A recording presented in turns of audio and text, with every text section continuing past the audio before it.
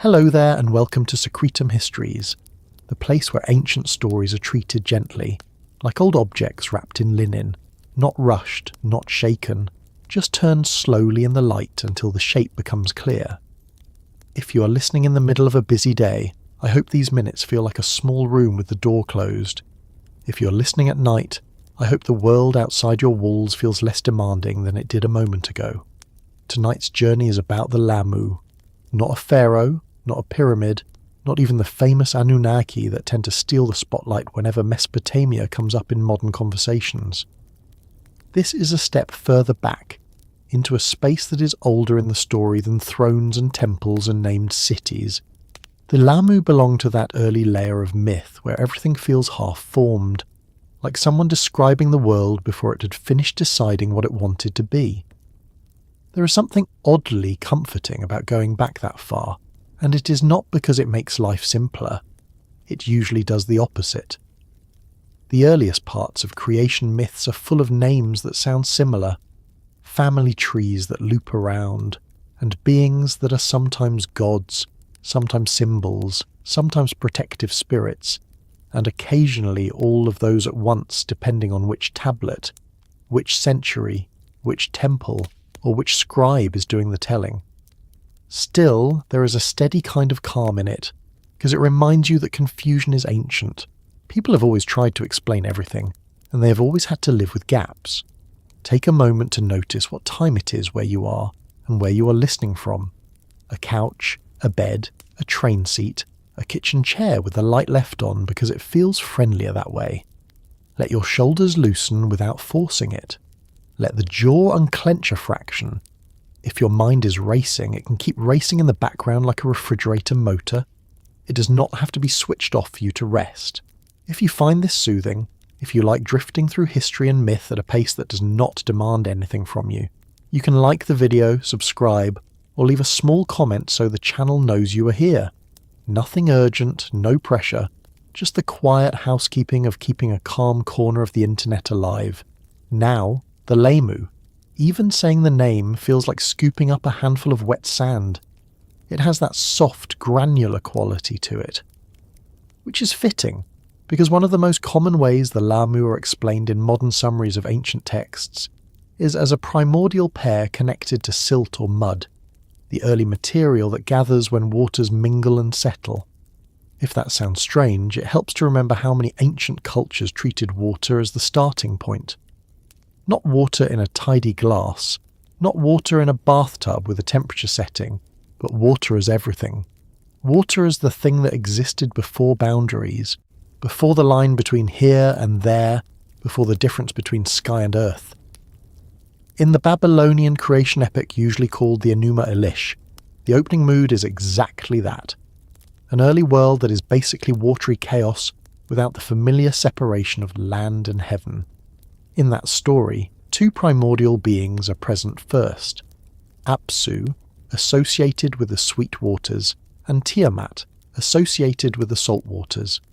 Their waters mingle, and from this mingling the first gods appear. The first pair named are Lahmu and Lahmu. Even if you do not care about the theology, there is something almost practical about that sequence. Freshwater meets saltwater, movement slows, sediment gathers, the river makes a delta, mud appears, life eventually follows. The myth is not a science textbook, of course, but it has the logic of people who watched landscapes form over time and used what they saw as a language for imagining beginnings. The Lahmu, in that sense, are like the first texture in the story.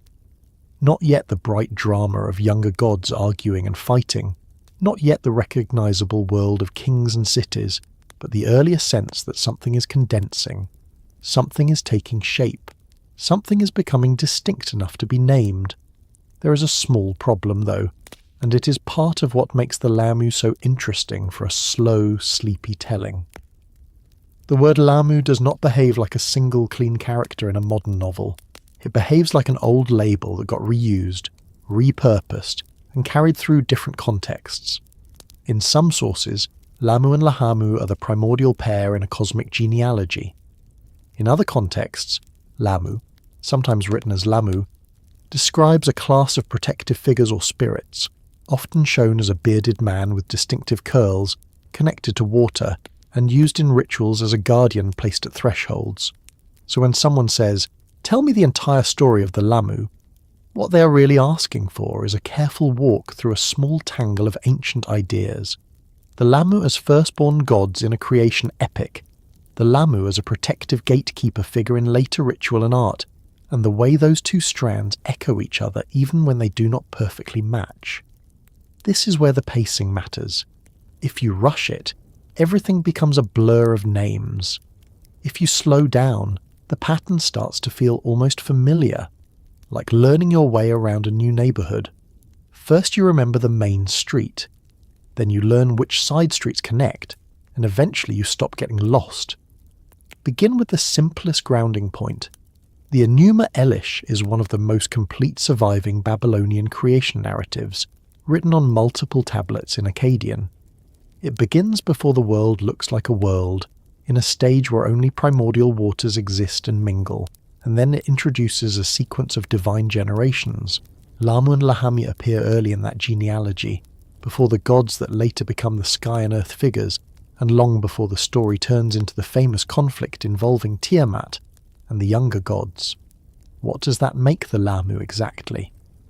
Primordial is the word people usually use, and it is a useful word because it does not pretend to be too precise.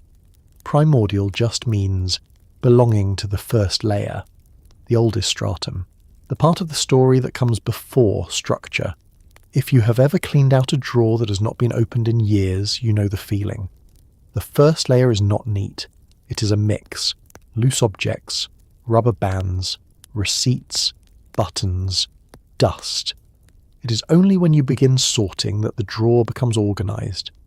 The Lahmu belong to the mythic equivalent of that first layer, the moment before sorting. There is also the fact that, in many summaries, the Lahmu and Lahmu are described as vague. They do not get long speeches. They do not dominate the plot. They appear, they exist, and the divine family tree moves on. Britannica even notes that they do not seem to play a significant part in later myths, at least not in the way the more dramatic younger gods do. And yet, the name persists. It shows up in protective contexts, in ritual texts, in images, and in descriptions of guardians connected to the watery realm of the Apsu, the underground sweet waters associated with the god Enki, also known as Ea in Akkadian. That persistence is important because it hints at how Mesopotamian religion worked in practice. It was not just a set of stories recited for entertainment, it was also a set of tools for living in a world that felt full of forces: floods, droughts, disease, war, bad luck, sudden fear in the night, that didn't care about human plans. Protective spirits and ritual guardians were not decorative. They were practical, in the way a lock on a door is practical. The Lahmu as a protective figure is often described in scholarship as an apotropaic being, something meant to ward off harm. The academic discussion of Lahmu repeatedly comes back to the idea of guardianship, of placing the figure at doorways or thresholds, as if the boundary itself needed watching. There is an odd comfort in that image, especially at bedtime. Sleep is a threshold. It is a doorway you walk through every night, and even if you trust it, part of you knows it is a strange thing to do. You lie down, you close your eyes, you let consciousness loosen. Your body goes on without you supervising it. You hand yourself over to a process you cannot fully control. Ancient people made guardians for thresholds because thresholds feel vulnerable. You're not fully inside, not fully outside, you're in between. If you have ever stood in a doorway trying to remember why you walked into a room, you have already experienced a very mild version of threshold weirdness. The ancient version was more serious. A doorway was the point where the outside could enter, where danger could cross into safety. So the Lahmu are interesting because they sit at two kinds of beginnings at once.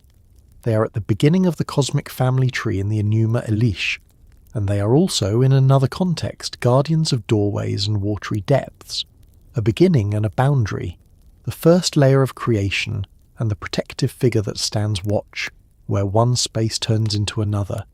This double role does not have to be a contradiction. It can be a clue. It suggests that the ancient imagination did not always separate cosmic from domestic.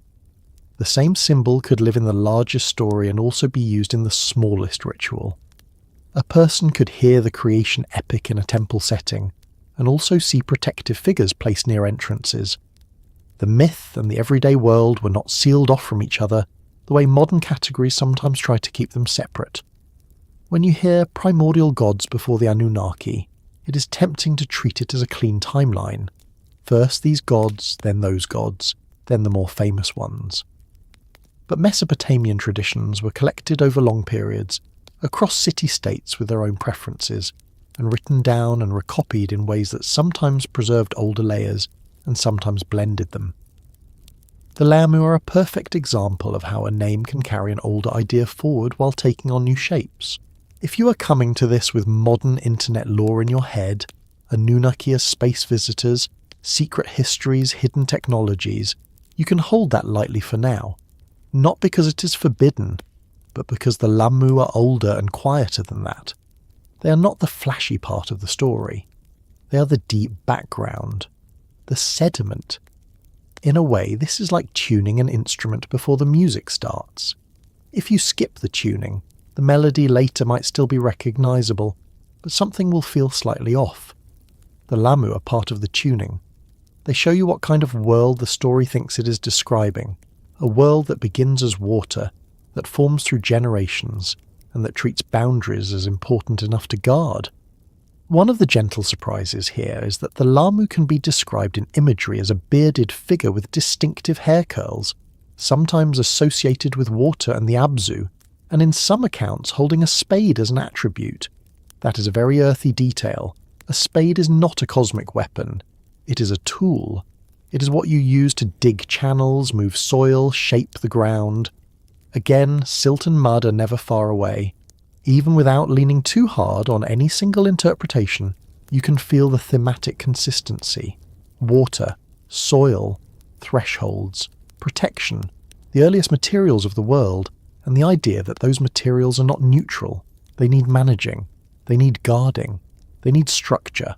Otherwise everything returns to the undifferentiated deep. If you let that settle in, it becomes easier to understand why the Lahmu are placed where they are in the mythic genealogy. In the Enuma Elish's opening, after Apsu and Tiamat exist and mingle, Lahmu and Lahmu appear. After them come Anshar and Kishar, and then the line continues toward Anu and Ea, and eventually the story reaches Marduk and the famous conflict that shapes the world. In other words, Lahmu and Lahmu are not the final architects. They are not the kings. They are the first result of mingling waters, the first named something that emerges from an unformed everything. This is a good place to remind yourself that ancient myths often do two jobs at the same time. They tell a story, and they also categorize the world. Naming is categorizing. When you name something, you draw a line around it. You say, this is a thing. The Lahmu being named early is the myth's way of saying that the first thing creation does is produce distinction, separate out a pair from the undivided waters. The fact that the Lahmu are a pair also matters. A lot of these ancient genealogies move in pairs, male and female, complementary forces, mirrored names. It is not always about biology in the modern sense. Sometimes it is simply a way of showing balance. Two waters, two beings, two horizons, two halves that make the world feel stable enough for later complexity. If your brain likes to chase details, it might start reaching ahead already.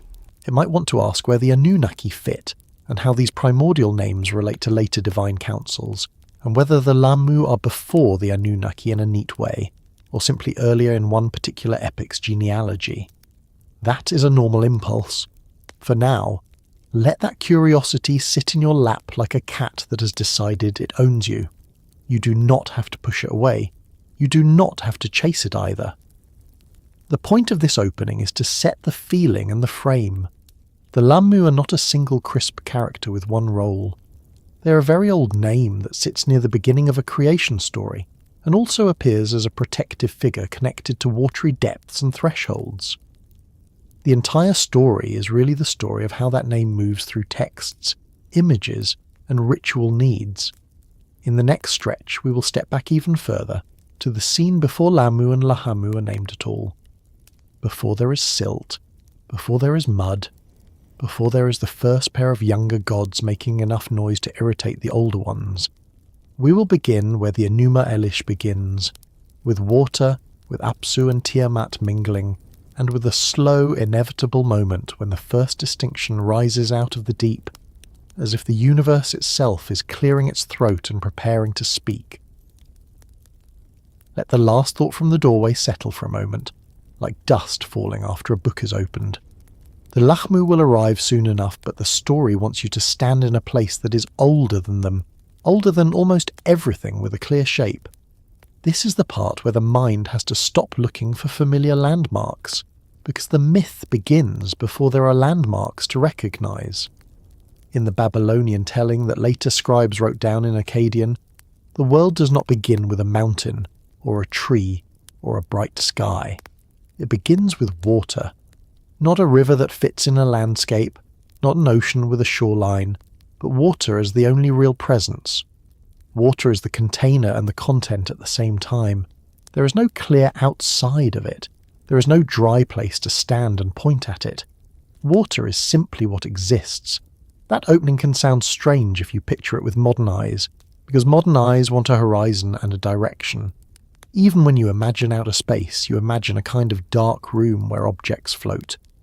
The early Mesopotamian imagination is doing something different. It is building a world from the ground up using the most obvious force in daily life. Water that gives life, water that takes life, water that rises and ruins a harvest, water that makes the edges of the land uncertain from one season to the next. If you have ever lived near a river, you already understand the emotional logic behind this. A river's not just scenery, it is a living boundary. It changes, it moves its banks, it leaves behind new soil in one place and steals soil from another. It decides when travel is easy and when it becomes dangerous. It decides when fields drink and when they drown. The people who watched the Tigris and Euphrates learned early that water is not just a substance, it is an authority. So when a myth says the beginning was water, it is not trying to be mysterious. It is using a simple starting point that everyone could feel. Water is the most basic power in the region's experience of the world. Everything else depends on it. In the Enuma Elish, that watery beginning is not just one undifferentiated mass. It is described as a mingling of two kinds of water. One is Apsu, associated with fresh water, the sweet water, the underground reservoir that feeds springs and rivers.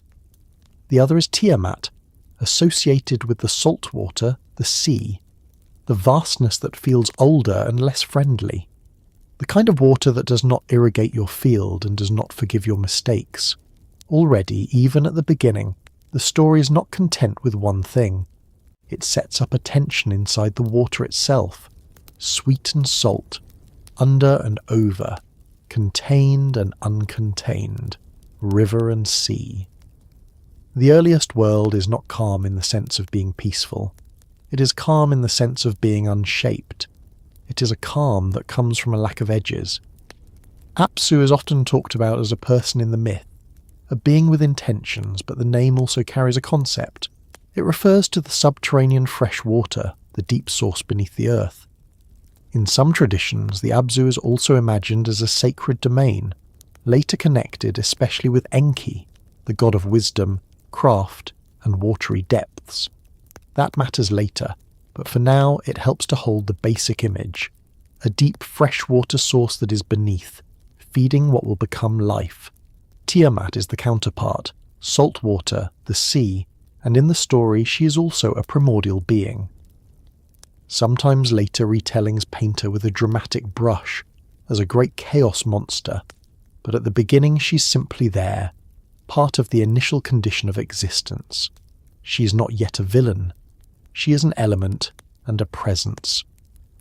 The myth begins before there are names for many things, but it still gives names to these waters. That is not a contradiction.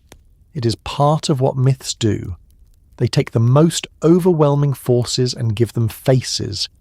They give them names so people can speak about them as if speaking makes the forces a little less indifferent. A storm is frightening. A storm with a name becomes something you can address, even if you cannot stop it. In the opening of this story, Apsu and Tiamat mingle their waters. That mingling is not presented as a romantic scene. It is presented as a fact of generation. Their mixture produces the first gods. The idea is straightforward. Before there is anything else, there are waters. When waters combine, something happens, something new emerges. It is easy to read a line like that and immediately turn it into a metaphor. It is tempting. But you can also read it as a plain observation shaped into mythic language. When fresh water meets salt water, you get a boundary zone, an estuary, a place where the river slows and deposits silt. You get fertile mud. You get a kind of world-making on a small scale. The myth is taking that familiar process and expanding it into the largest possible frame. There is another quiet detail hidden in this watery opening, and it is about sound. The earlier state is not just shapeless water. It is also, in the way the story later contrasts it, a state without disturbance. Once the younger gods begin to exist, they are described as making movement, activity, and eventually noise. The older beings react to that. In other words, creation is not described as a neat building project. It is described as a disturbance in a quiet system. That is a deeply human way to picture beginnings. Anyone who has lived with a household that changes over time knows it. A home with one person has a certain stillness. Add a child, add guests, add a new routine, and the stillness becomes rare. You can love the new life and still notice the change. The myth turns that basic feeling into a cosmic theme. The old waters are quiet. The new generation is restless. It can be restful to sit in that idea without forcing it to become complicated. The beginning is water. The beginning is deep. The beginning is a kind of stillness. Then from within that stillness, differentiation appears, movement appears, and eventually conflict appears, because movement is rarely silent for long. There is also the question of what before means in a myth like this. It is not the same as minutes on a clock. It is not a timeline with dates. It is a sequence of states.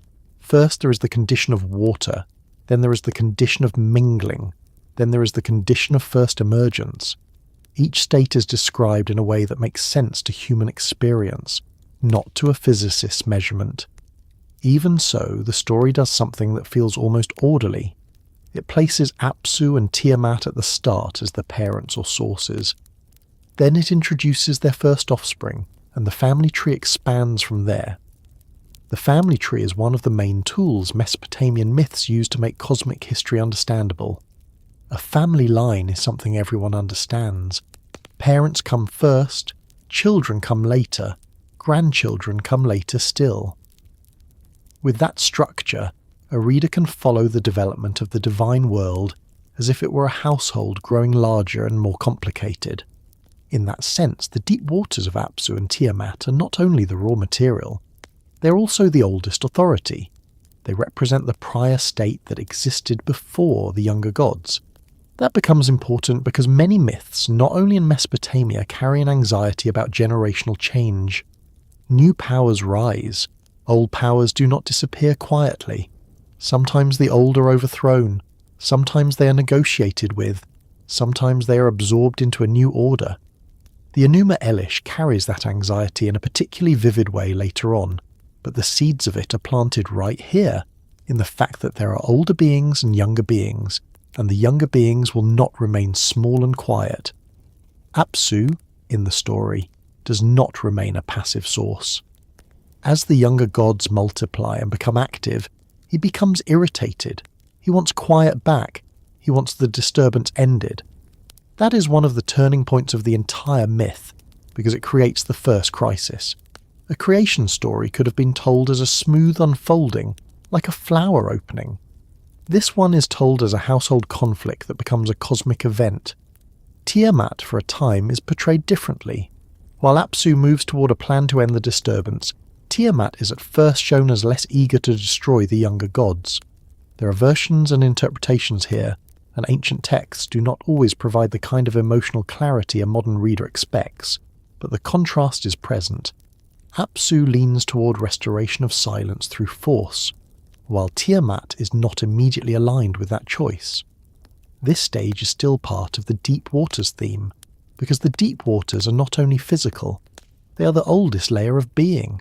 When the story shows Apsu becoming angry, it is showing the first time that the oldest layer reacts to change. It is the first moment when the beginning is challenged by what it produces. You can picture it like this, in a simple, concrete way. Imagine a reservoir that has been calm for an age. Then channels are dug. Water begins to move where it did not move before. The calm surface breaks into current. The reservoir is still the same water, but it is no longer the same state. The myth turns that kind of shift into a drama with names and decisions. In the Enuma Elish, Apsu consults with his advisor, sometimes named Mummu, and considers how to deal with the noise and motion of the younger gods. The specifics of the plan are not always described with the kind of detail that satisfies a modern appetite for explanation, but the gist is clear. Apsu wants to undo what has been done, to remove the younger gods so the old quiet returns. That puts the story on a track that is surprisingly familiar. A new generation appears, energetic and careless. An older authority wants peace and order. A crisis forms, a decision is made. The difference is that the family here is divine, and the consequences are not a broken relationship at dinner. The consequences are the structure of the cosmos. This is where the deep waters stop feeling like a neutral background and start feeling like an active force. The opening could have treated Apsu and Tiamat as simple raw material, like clay on a potter's wheel. Instead, the story gives them agency. It suggests that the beginning has preferences. It prefers stillness. It prefers quiet. It does not automatically welcome the lively world that will later seem normal. There is a subtle tension that runs under many creation myths. The world is beautiful, but the beauty involves loss. If a quiet, primordial state existed first, then the noisy, populated, structured world is a kind of rupture. The rupture might be necessary. It might even be good. But it is not gentle to the previous state. That thought does not need to become heavy. It can remain a soft observation as you listen. New things in life often come with a kind of disturbance. A new job changes your rhythm. A move changes your sense of belonging. A relationship changes your daily habits. Even pleasant change can feel loud. The myth is doing the same thing on a cosmic scale. In Mesopotamia, water was also the first threat. Floods were not rare. The rivers could swell unpredictably. Irrigation brought life but required constant management. Canals needed cleaning. Dikes needed repair.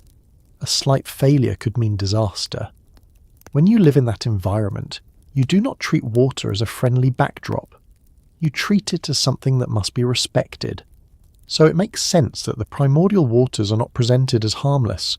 Apsu and Tiamat are not gentle grandparents in the story. They are powers that predate everything else. They can produce life, and they can also want to end what they produced. There is another piece that makes the deep waters feel even deeper. In Mesopotamian thought, the underworld and the subterranean waters are close neighbours in the imagination. The underworld is a place beneath the surface. The Apsu is beneath the surface. What is beneath is both a source and a threat. It is where water comes from, and it is where things disappear. It is where the earth's secrets are stored. That connection helps explain why later protective figures associated with water and the Apsu become guardians at thresholds. If the beneath is both life-giving and dangerous, then the boundary between inside and outside, between safe and exposed, becomes the place where protection is needed. The story is planting those associations early, before the Lahmu show up as guardians in later ritual contexts. It is building a world where water is never only water. It is the deep background of everything that will follow. The Enuma Elish itself, as a written text, also lived a life beyond storytelling. It was recited in ritual contexts famously connected with the Babylonian New Year festival in later periods. Even without leaning too hard on that ritual detail, it is enough to recognise that this was not merely entertainment. It was part of how society thought about order, authority and renewal. A myth about turning chaotic waters into a structured world is a useful myth when your city depends on managing rivers and keeping political order. That is one reason the story begins with Apsu and Tiamat. It begins with the biggest possible version of the society's daily problem, water that needs ordering. The myth enlarges the problem until it becomes cosmic. Then it shows how an order emerges, not without struggle, not without decisions, not without the older state pushing back. If you find your mind wanting to pin down exactly what Apsu and Tiamat are, it can help to keep two layers in view at once. On one layer, they are characters in a story, divine beings with names. On another layer, they are ways of talking about the environment and its forces: underground fresh water, the salty sea, the mixture, the fertility, the flood, the boundary between stable ground and moving water. The story works because both layers support each other.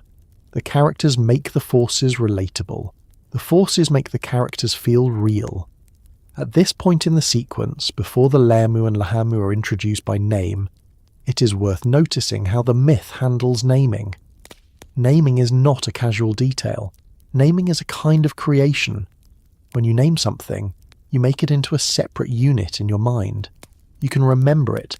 You can talk about it. You can compare it with other things. The myth's earliest act is to name the waters, and then to name what emerges from them. That means the deep waters are not only physical in the story, they're also the state of before categories. They are the moment before the world is organised into separate things. When the first gods arrive, the first gods are essentially the first categories. There is a calmness in that thought, because it suggests that confusion and clarity are both part of the same process. At first, there is only water, only mixture. Then there is distinction. Then there is the problem of living with distinction, because once things are separate, they can collide, they can disagree, they can compete, they can be too loud for the old silence. The myth is not shy about where that leads. Apsu's desire for silence becomes the first real plot movement. The younger gods become aware of the threat.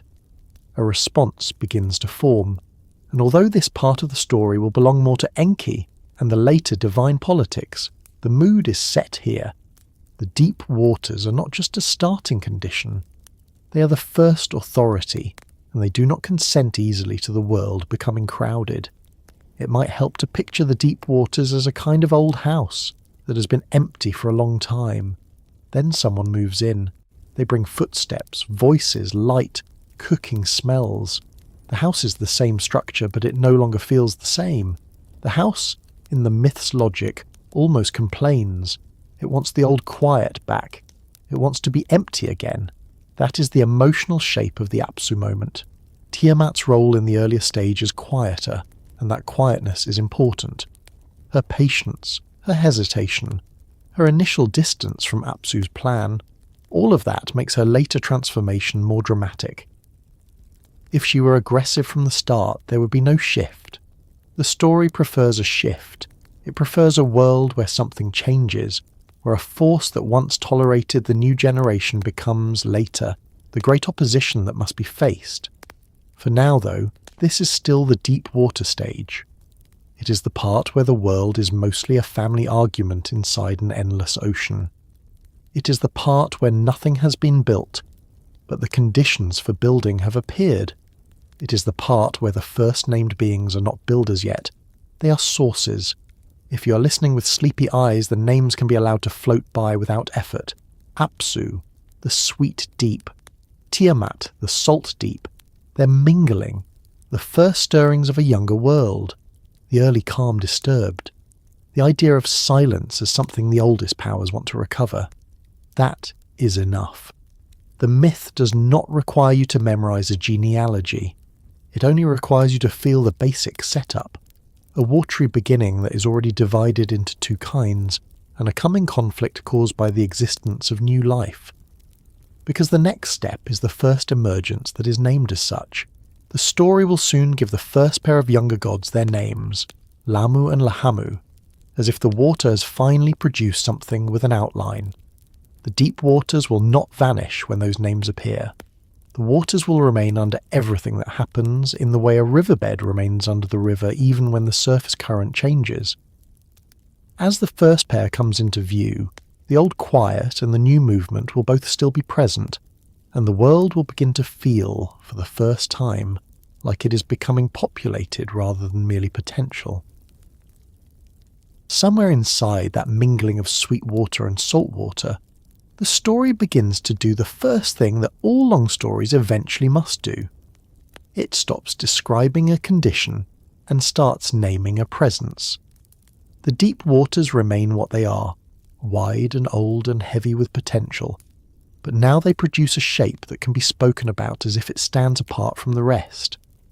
That shift, from water as everything to beings within the water, is the first stirring that matters. Lahmu and Lahmu enter the memory at this exact point. They do not arrive with a parade. They do not interrupt the scene with thunder. They appear the way the first line appears on paper when you finally start writing after thinking about writing for too long. One moment there is only background, and then there is a mark that says, here is something that can be followed. In the oldest telling that later became famous in Babylon, the sequence is introduced with a calm certainty. Apsu and Tiamat exist first. Their waters mingle. From that mingling, Lahmu and Lahmu are born. The phrasing is simple and almost businesslike, which is one of the reasons it feels so old. It is not trying to entertain. It is trying to establish an order of reality. It is giving the listener the first rung on a ladder. Once that rung exists, the ladder can grow. More names can follow. The story can build a genealogy that leads to the gods that people actually prayed to for help with crops, childbirth, wisdom, protection, and victory.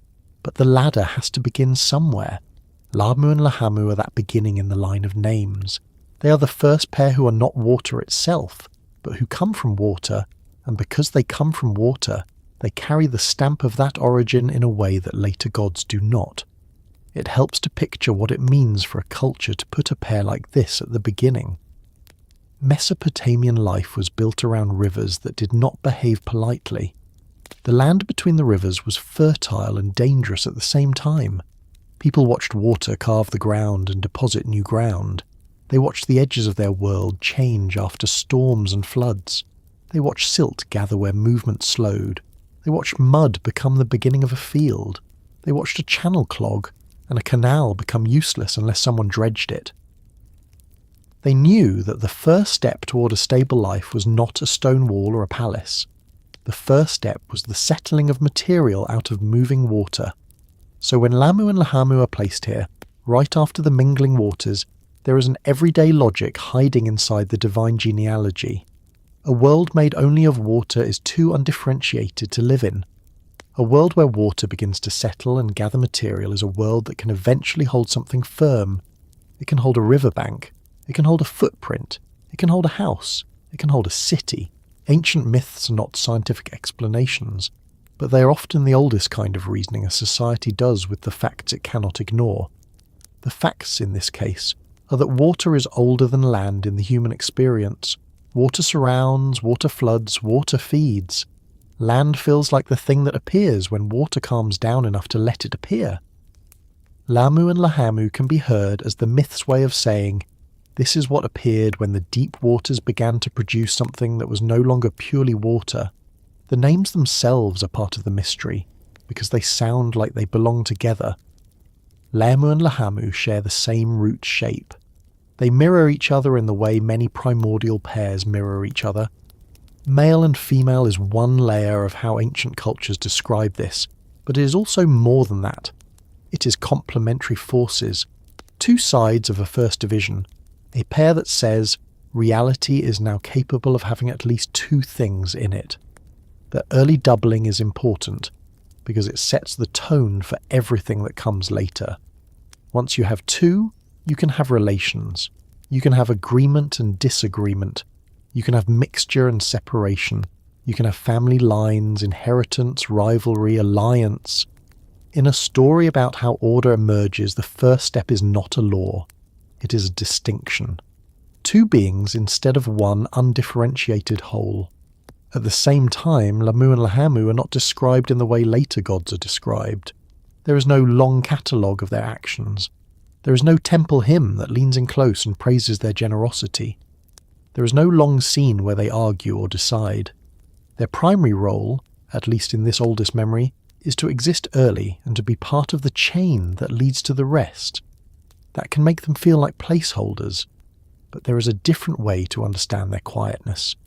The earliest layer of a creation story often treats its first beings as principles more than personalities. They are like the first ingredients set out on a table before cooking starts. They matter because of what they make possible, not because they have dramatic scenes. Even in a modern sense, the first stirring is rarely dramatic. If someone builds a city, the dramatic moments are the celebrations, the battles, the speeches, the monuments. But the first moment of building might be someone marking out a boundary in the mud. That early moment is not glamorous, but it is the moment without which nothing else happens.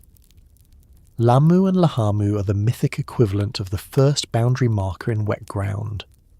There is also the question of whether Lahmu and Lahmu mean something like mud, silt, or soil in the background. Different scholars and summaries emphasize different interpretations, and the ancient material itself is not always direct about it. Still, the association is persistent enough to be worth holding gently, not as a rigid translation, but as a theme that fits the position they occupy. Think about what silt is. Silt is not a rock. It is not a finished thing. It is material carried by water, suspended, drifting. It becomes something only when it settles. It becomes a layer. It becomes ground. It becomes the start of stability.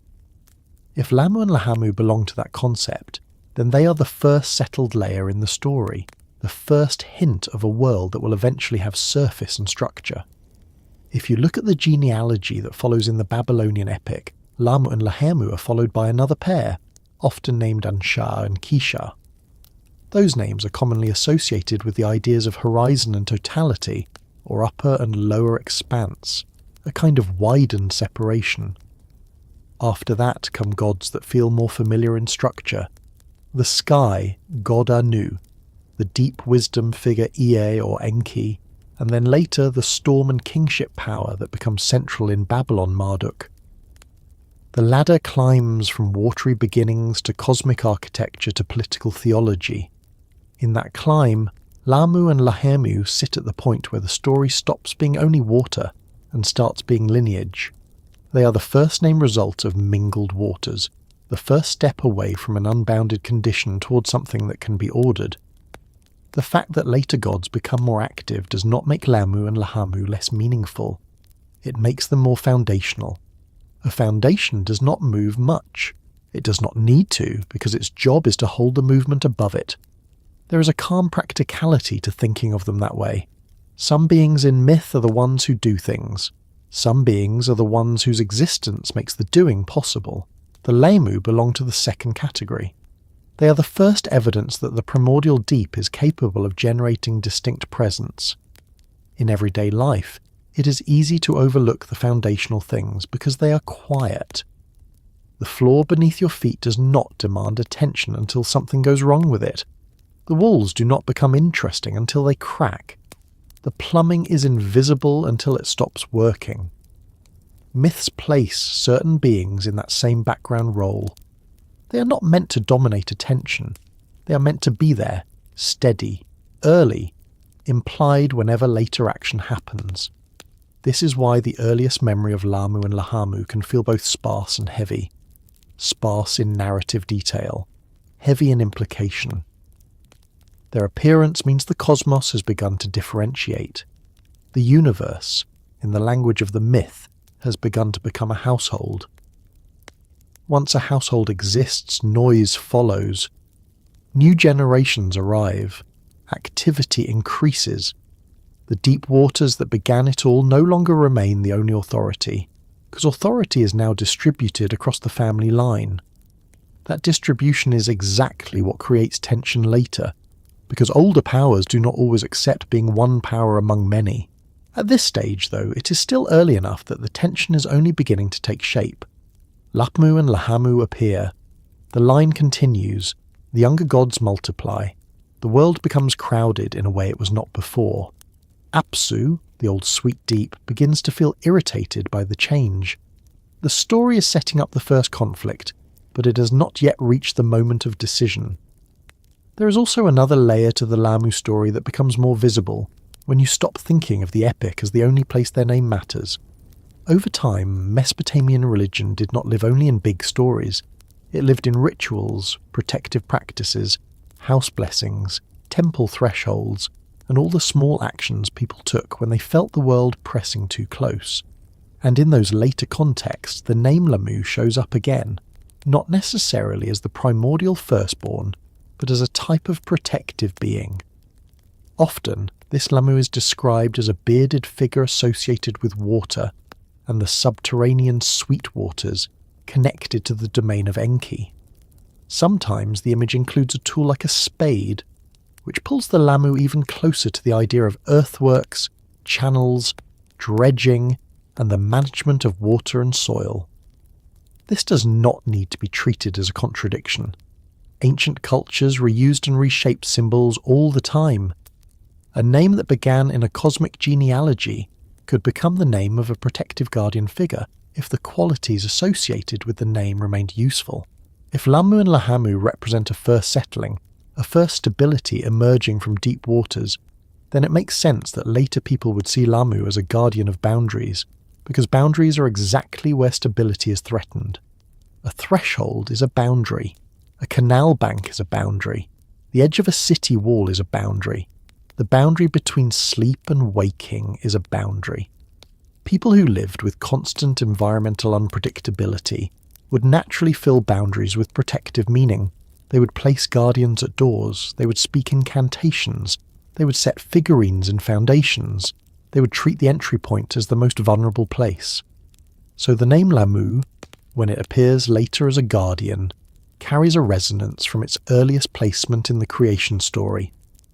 The first settled layer born from mingled waters becomes, in later practice, the kind of being you want standing where mingling might happen again, where chaos might leak back in. That is a useful way to hold the Lahmu without forcing a single tidy definition. Lahmu and Lahmu in the oldest memory are a primordial pair, born from the deep waters. Lahmu in later ritual and art becomes a protective figure associated with watery depths and thresholds. Both roles share an underlying theme, the management of the boundary between undifferentiated deep and structured life. When you allow that theme to be the anchor, the story stops being a list of names and becomes a pattern. The pattern is that creation begins as water without edges. Then the water produces a first settled layer, represented as a pair. Then more generations build structure. Then the old deep becomes uneasy about the noise and movement of what it produced. Then conflict emerges. Then a new order is established. And through all of it, the fear is always the same fear. The fear that the deep will swallow the structure, that the boundary will fail, that the world will go back to being only water. The Lahmu and Lahmu sitting where they sit are part of the society's quiet reassurance. They say that even the deep waters can produce stability. They say that something can emerge that is not just a wave. They say that the first boundary is possible. That might sound like a large claim to draw from two names in a genealogy, but myths are built from this kind of compression. A few names can carry a whole philosophy when they're placed carefully. The earliest placement is never casual. The first pair is always telling you something about what the culture thinks a beginning is. In Mesopotamian terms, a beginning is not a sudden explosion of light. It is not a perfect moment of order. It is a slow emergence from a deep that is already complicated, sweet and salt, under and over, quiet and disturbance. Lahmu and Lahmu are the first evidence that the complication can turn into a world. As the story continues beyond their appearance, it does not leave the deep waters behind. It carries them forward as a constant presence under the action. In the mythology, The deep is not a place that disappears once the world is made. It remains underneath, remembered, capable of rising again. The old powers may be defeated or contained later, but the memory of them is part of what makes later order feel precious. This is a good moment if you're listening while drifting towards sleep to let the names rest without effort. Lahmu, Lahmu. Not as difficult vocabulary, not as something to memorize, as a simple signal that the story has moved from a featureless beginning into a world where things can be named and therefore handled. Because once something can be named, it can be guarded. And the next part of the story leans into that idea, into the way primordial beings become associated with protection, with strange forms, with serpentine images, with the sense that the earliest layers of the world were not only the first material but also the first line of defense against the deep returning. The kind of defense that stands quietly at the edges and does not speak much, but is always there when a boundary matters. When people hear the name Lahmu for the first time, they often picture a character in a story and then wait for the character to do something. That is a normal expectation, because modern stories train us to look for scenes, dialogue, decisions, a clear personality. The Lahmu do not really work like that, especially in the oldest memory where they appear mainly as a first pair in a genealogy. Their doing is quieter. Their doing is closer to what a bank does for a river, or what a doorframe does for a house. It is the kind of action that looks like stillness, but stillness with a job. That is why it makes sense that, outside the big creation epic, the name Lahmu begins to show up in another setting entirely. Not in the sky, not in the divine family tree. On the ground, at human eye level, where the problems are much more ordinary and much more urgent. How to keep bad luck out. How to keep sickness away from the door. How to keep the dead from wandering. How to keep the strange fear that arrives at night from settling into a room. People did not always try to solve those problems with philosophy. They solved them with protection. Protection, in ancient Mesopotamia, was not one simple idea. It was a whole system. There were prayers, there were offerings, there were rituals that were done in temples, and there were smaller rituals done in homes. There were amulets. There were figurines buried in foundations. There were incantations spoken over doorways. There was the basic fact that a city wall mattered, that a gate mattered, that the threshold between inside and outside mattered. The world was full of boundaries, and boundaries were where people felt vulnerable. If you keep that in mind, the phrase primordial guardians starts to feel less like a poetic label and more like a practical description of what the earliest gods represent. The earliest stage of the world in these stories is water without edges, and the first thing you need, if you want a world where humans can exist, is a way to keep the water from taking everything back. You need a boundary. You need something that holds. You need, in the simplest sense, protection. This is where serpents, silt, and the first protection start to connect in a way that is surprisingly concrete. Start with silt, because silt is not a symbol to people who lived between rivers. Silt is a fact. Silt is what the river carries, what it drops, what it leaves behind after a flood. It is what builds up the banks when water slows. It is what makes a delta grow. It is what turns a place that was once only water into a place that can be walked on, planted, lived on. Silt is messy, but it is also the beginning of stability. Now imagine that same process as a kind of cosmic memory. The deep waters mingle. Movement slows in places. Material gathers. Something like ground begins. The Lahmu and Lahmu, sitting where they sit in the old genealogy, can be understood as that first gathered layer.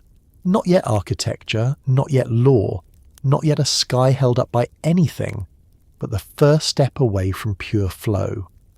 And what is that first step, if not protection? A river that never deposits anything is just a river that keeps moving. A river that deposits silt is a river that begins to make edges. Edges are protective. An edge is the difference between swimming and standing. It is the difference between everything being one thing and there being a place that is not the same as everything else. Protection begins when there is a difference between here and there. That is why, when the name Lahmu later appears connected to guardian figures in ritual and art, it does not feel like a random reuse of a name. It feels like the same idea moved into a human setting. The first settled layer becomes the first guardian. The first boundary becomes the first watcher of boundaries. Serpents enter this picture because serpents are one of the oldest, most common ways human cultures describe the uneasy relationship between water, boundary and danger. A snake moves like a river. It curves, it glides, it appears and disappears. It belongs to the ground, but it can also belong to water. It can be quiet for a long time and then strike quickly. Even if you live in a place without many snakes, you still understand why ancient people used snake imagery to talk about hidden threat. In Mesopotamian stories, serpentine imagery shows up in different ways. Sometimes it is the sea itself given teeth. Sometimes it is the line of a dragon-like creature used as a symbol of power and protection. Sometimes it is simply the visual language of scales and coils used to mark a being as older than ordinary animals, as something tied to the deep, to the below, to the place you cannot see. When you hear serpents alongside primordial, it does not need to mean that Lahmu and Lahmu were literally snakes.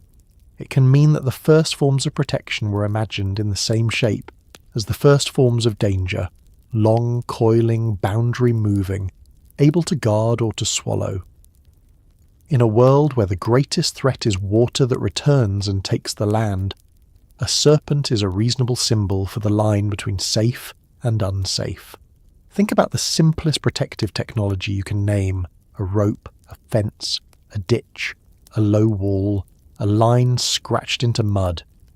All of those are ways of saying stop here. All of those are ways of telling a force that moves freely that it must slow down. A snake's body is like that kind of line, but alive. It is a moving boundary. It can cross a threshold, but it can also become a threshold. Ancient imagination often treats serpents as both. So if the Lahmu are connected in the background to silt, and if silt is the first boundary-making substance, then the serpent becomes a fitting image for the first boundary-guarding idea. The first protection is not a weapon. It is a line. It is a held edge. You can see how that fits the way Mesopotamian people lived. Their protection was often about holding edges. Holding the edge of a canal so the water stays where it should. Holding the edge of a field so it does not erode. Holding the edge of a roof so it keeps out rain. Holding the edge of a city wall so raiders cannot walk in. Protection was not just a dramatic act in a crisis. It was daily maintenance. It was watching the line. A guardian figure in that mindset is not only a fighter. A guardian is also an observer. A guardian is someone or something placed at a boundary to make the boundary behave. That is exactly the kind of job the Lahmu name comes to carry later, in the form of protective beings. In some later Mesopotamian contexts, a figure called Lahmu appears as an apotropaic guardian, often described as bearded, with distinctive hair or curls, associated with watery depths, and with the sacred subterranean waters that later tradition connects to Enki. The details can shift from place to place and text to text, but the role remains recognizable. A being whose presence is meant to keep harm away. What kind of harm? The list is long because ancient life offered many forms of harm. Illness that moved through a household, night fears, misfortune that seemed to stick to a person like dust, spirits that were thought to slip through openings, envy from outsiders, the unpredictable anger of gods, the mundane danger of theft, the uneasy idea that the dead might not stay where they should. Many of these fears collect around thresholds, doors, gates, windows, corners, the places where inside meets outside. A threshold is not just a place you step over, it is a place where categories blur. You are not fully in one world or the other, and that in between is where the imagination puts danger. A guardian at threshold is a way of making the in-between feel controlled.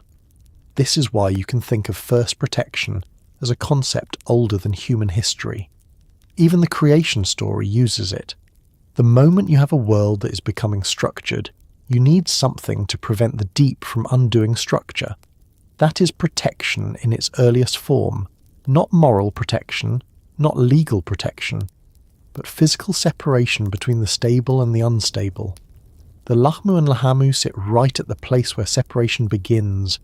That is why they can later become linked to guardianship. Their earliest identity is not dramatic, but their position is protective by default. If they are the first layer between the mingled waters and the later sky and earth architecture, then they are already functioning as a buffer. A buffer is a guard that does not swing a sword.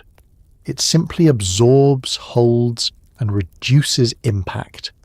There is also another angle to this, one that feels a little more personal if you are listening at night. Protection is not only about keeping an enemy out, it is also about giving you permission to relax. A locked door is not a weapon. It is a signal to your nervous system that you can stop listening so hard. A guardian figure in a home, whether it is an amulet or a figurine or a symbol, does the same thing. It tells the mind something is watching. You can let go. The idea that a primordial being might be connected to that feeling is strangely comforting. It suggests that the need for protection is not an embarrassing weakness of modern life. It is part of the oldest human pattern. People have always tried to create safe edges. People have always tried to build a small inside space where the outside cannot reach so easily. Serpents, again, fit here because they are often used to show the paradox of protection. A snake can be dangerous, but snake imagery can also be used as a guard. It warns. It intimidates. It stands in for the idea that crossing this line has consequences. In some cultures, the most effective guardian is not gentle. It is frightening enough that nothing wants to approach. That principle shows up in Mesopotamian protective art and ritual in many forms. Some guardians look human, some look animal, some combine features that do not belong together. The point is not realism. The point is to create a presence that feels stronger than what it is meant to stop. A guardian at a gate does not need to be plausible. It needs to be convincing. If Lahmu becomes one of those guardians, then the name is doing something clever. It is taking a name that belongs to the first generation and applying it to something that stands at your door. That is a way of borrowing authority from the beginning of time itself. It is like saying, this protection is not improvised. This protection is ancient. This protection is older than the problem. And if you think about it, that is exactly what you want from protection. You do not want a flimsy idea. You want something that feels established. You want something that has already outlasted disasters. Silt outlasts floods by turning them into soil. That is a kind of protection. A serpent outlasts by changing skins, by surviving in hidden places, by moving without being seen. That is another kind of protection, or at least a symbol of survival. Put those together, and you have a strong image. The first protective layer of the world is something that can endure, something that can hold, something that can stand between chaos and form. It is also worth noticing how this first protection idea changes the way you read the big cosmic conflict later in the Enuma Elish. When that story moves into the crisis with Apsu and then the later conflict with Tiamat, it can be tempting to read it as a simple battle between good and evil. But if you remember that the deep waters are also the original state, then the battle is more like an argument about boundaries. The younger gods represent a world that is structured and loud and populated. The older deep represents a world that is undivided and quiet. The conflict is about whether the boundary holds. Guardians belong to that boundary. They do not necessarily belong to one side, the way a soldier belongs to an army. A guardian belongs to the line itself. Its job is to keep the worlds from collapsing into each other. That makes the Lahmu and Lahmu feel less like forgotten names and more like the first attempt to imagine stability as a force. If the earliest waters can produce a stable layer, then stability is not merely the absence of chaos. It is something that exists as its own reality. This is an important shift, and it has consequences for how later gods are understood. Gods like Enki, for example, become connected to the deep waters, but in a controlled, skillful way. He is a figure who knows the deep, who lives with it, who uses it, and who can contain it. The Apsu is not only a threat in later tradition, it becomes a sacred source of wisdom and craft. That is another form of protection, knowledge that makes the deep useful instead of destructive. The Lahmu, as guardians connected to watery depths in later ritual contexts, fit naturally into that world. They become part of a system that treats the deep as powerful but manageable, provided the boundaries are maintained and the right protective measures are in place. Maintenance is the quiet word here. Ancient protection was often maintenance. The canal must be cleared, the gate must be watched, the foundation must be made strong, the ritual must be performed correctly, the boundary must be respected. Even the language of some incantations feels like maintenance, like a repeated practice meant to keep the world from fraying at the edges. If you let yourself imagine what a household ritual might have looked like, the guardian role becomes even clearer. Someone places something near a doorway. Someone speaks words that have been spoken many times before. Someone makes a small offering. The action is not dramatic, but it is steady. It is the household's way of saying we live in a world where harm exists, so we will not pretend it does not. We will place protection where it belongs, at the edges. The cosmic story is doing the same thing, but at the scale of the universe.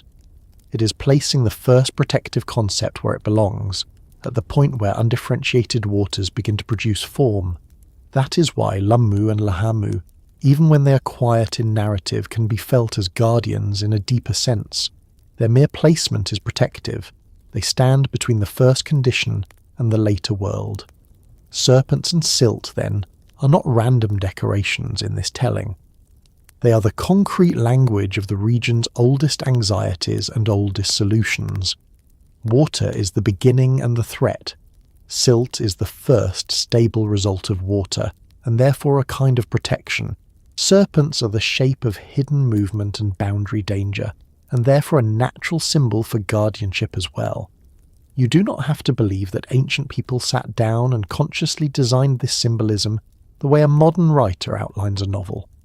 Most likely the symbolism grew the way traditions grow. Pieces were reused because they fit. Images persisted because they felt right. Names lasted because they carried weight. The Lahmu name carried weight because it belonged to the beginning, and beginnings are always persuasive. If you are feeling sleepy, this is a good moment to let the idea of first protection do its quiet work. A boundary that holds, a watcher at a threshold. A line made from what the deep itself provides. The world beginning to keep itself safe enough for more things to happen. Because more things are about to happen. The story cannot stay in the first layer forever. After Lahmu and Lahmu appear, the family grows. New names arrive, and those new names bring the idea of horizon, of expanse, of sky and earth, becoming more defined.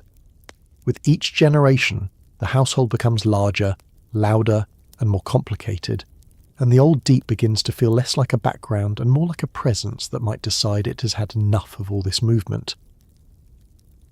Once Lahmu and Lahmu have appeared, the story begins to behave differently. It stops feeling like a single environment with names floating in it and starts to feel like a household that keeps expanding.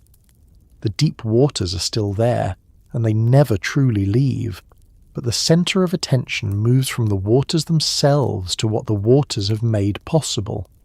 The first pair exists, and then, almost immediately in the logic of the telling, the world becomes the kind of place where next is inevitable. This is where the old memory starts to sound, in a gentle way, like a family record. Not the kind kept in a modern binder with printed charts, but the kind that lives in repeated names and inherited roles. You hear one pair, then another. You feel the rhythm of generations. The myth is not trying to list biology. It is trying to show an order of becoming. One layer produces another layer, and each layer has a slightly different character than the one before it. In the Babylonian sequence that many people meet first, Lahmu and Lahmu are followed by another pair, Ansha and Kisha. Even if those names do not mean much to a listener at first, the placement matters. The story is moving from the first result of mingled waters towards something broader, something that sounds like expanse rather than sediment. It is as if the universe has gone from making its first stable layer to stretching that layer outward into a larger frame. There are different ways scholars and traditions discuss what Ansha and Kisha represent, and the ancient texts themselves are not always interested in defining them in modern terms. Still, the sense of widening is hard to miss. The names feel like horizon names, boundary names, how far names. In a household analogy, Lahmu and Lahmu are the first piece of furniture in an empty room, the first sign that the room will be lived in. Ansha and Kisha feel like the walls being measured, the room being recognised as a space with dimensions. The family keeps going. Anu appears next in many recitations of the genealogy, and Anu has a more familiar feel because later Mesopotamian religion gives him a clearer role as a sky authority. The moment Anu enters the line, the world begins to take on the classic vertical structure that shows up in so many traditions: above, middle, below. Sky becomes a named domain with a named power. That does not mean people suddenly forgot the water beneath. It means the world has gained another layer that feels distinct enough to hold governance. Then comes Ea, also widely known as Enki in Sumerian contexts, and the story takes a turn that feels almost like a return, because Ea is strongly tied to the deep waters again, but not as raw, primordial water. This is water as a domain of skill, wisdom, craft, and control.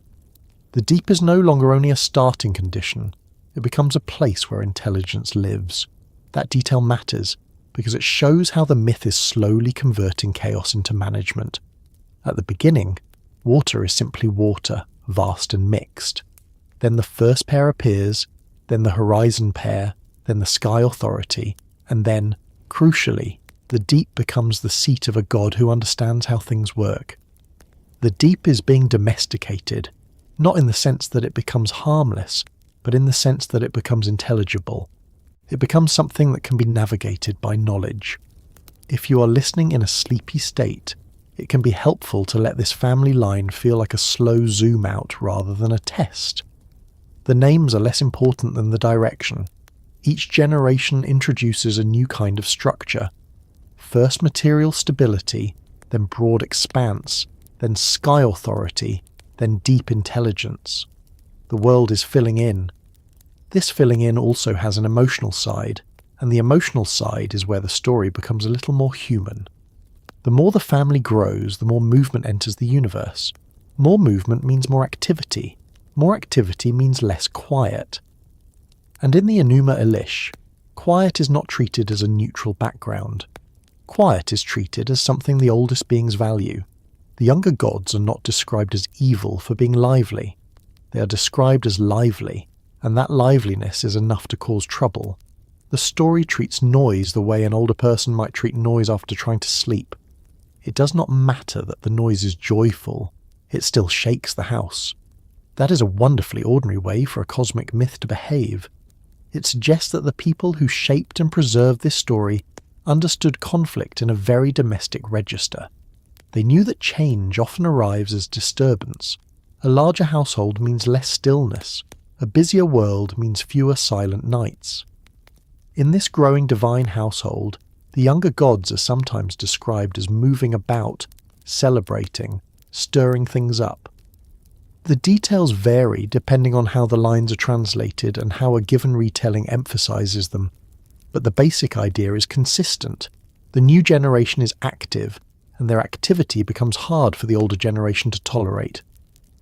Apsu, the sweet deep, is the one who becomes most clearly irritated. This is not yet the moment where action breaks into open conflict, but the feeling is building. The old deep wants the old quiet. The new world does not know how to be quiet because it is busy existing. The family growth also sets up something else that will matter later. The idea that divine power can shift through generations. The oldest beings are not automatically the final rulers, they are the starting point. The younger beings have energy, and in many mythic traditions, energy becomes authority when it meets opportunity. A story about origins becomes, almost inevitably, a story about succession. That succession theme can sound heavy, but it does not have to be. It can be heard as a calm observation about how any system changes. New patterns replace old patterns. Sometimes the old patterns resist. Sometimes the system breaks and reforms. The myth takes that familiar reality and places it in the deepest possible time. There is also a practical reason the myth likes to show the family growing in steps. Mesopotamian religion was not one single unchanging block. It had layers from different times, different cities, different political realities. A genealogy is a way to knit those layers together. If one city favours one god, and another city favours another, a story can place them in a family line so both can be honoured without contradiction. The myth becomes a kind of map where different divine authorities can coexist. So when the family grows from Lahmu and Lahmu to later gods, it is doing multiple jobs. It is describing cosmic development. It is also providing a framework where later worship makes sense. It turns the divine world into something with relationships, which makes it easier for a human society to understand which power sits where. Lahmu and Lahmu, in this growing line, remain quiet. That quietness is not a weakness. It is simply their position. They are early, foundational. Their importance is like the importance of a foundation that does not get decorated. It holds up a house whether anyone talks about it or not. The story's attention naturally shifts toward the gods who will take actions that change everything. Those actions will involve decisions, strategies, and eventually violence, because the myth is not shy about describing the cost of establishing order. Still, before the crisis arrives, it is worth lingering in the sense of gradual population, because that gradual population is what makes the crisis feel inevitable rather than random. A universe with only two waters is simple. A universe with a growing family is complicated. Complication creates friction. Friction creates events. There is an old, almost sleepy humour hidden in this because it is so familiar. A small space becomes loud when more people move into it. The walls feel closer. The air feels warmer. The quiet becomes rare. The older residents begin to mutter. The younger residents keep laughing. No one feels they are doing anything wrong. The conflict begins anyway.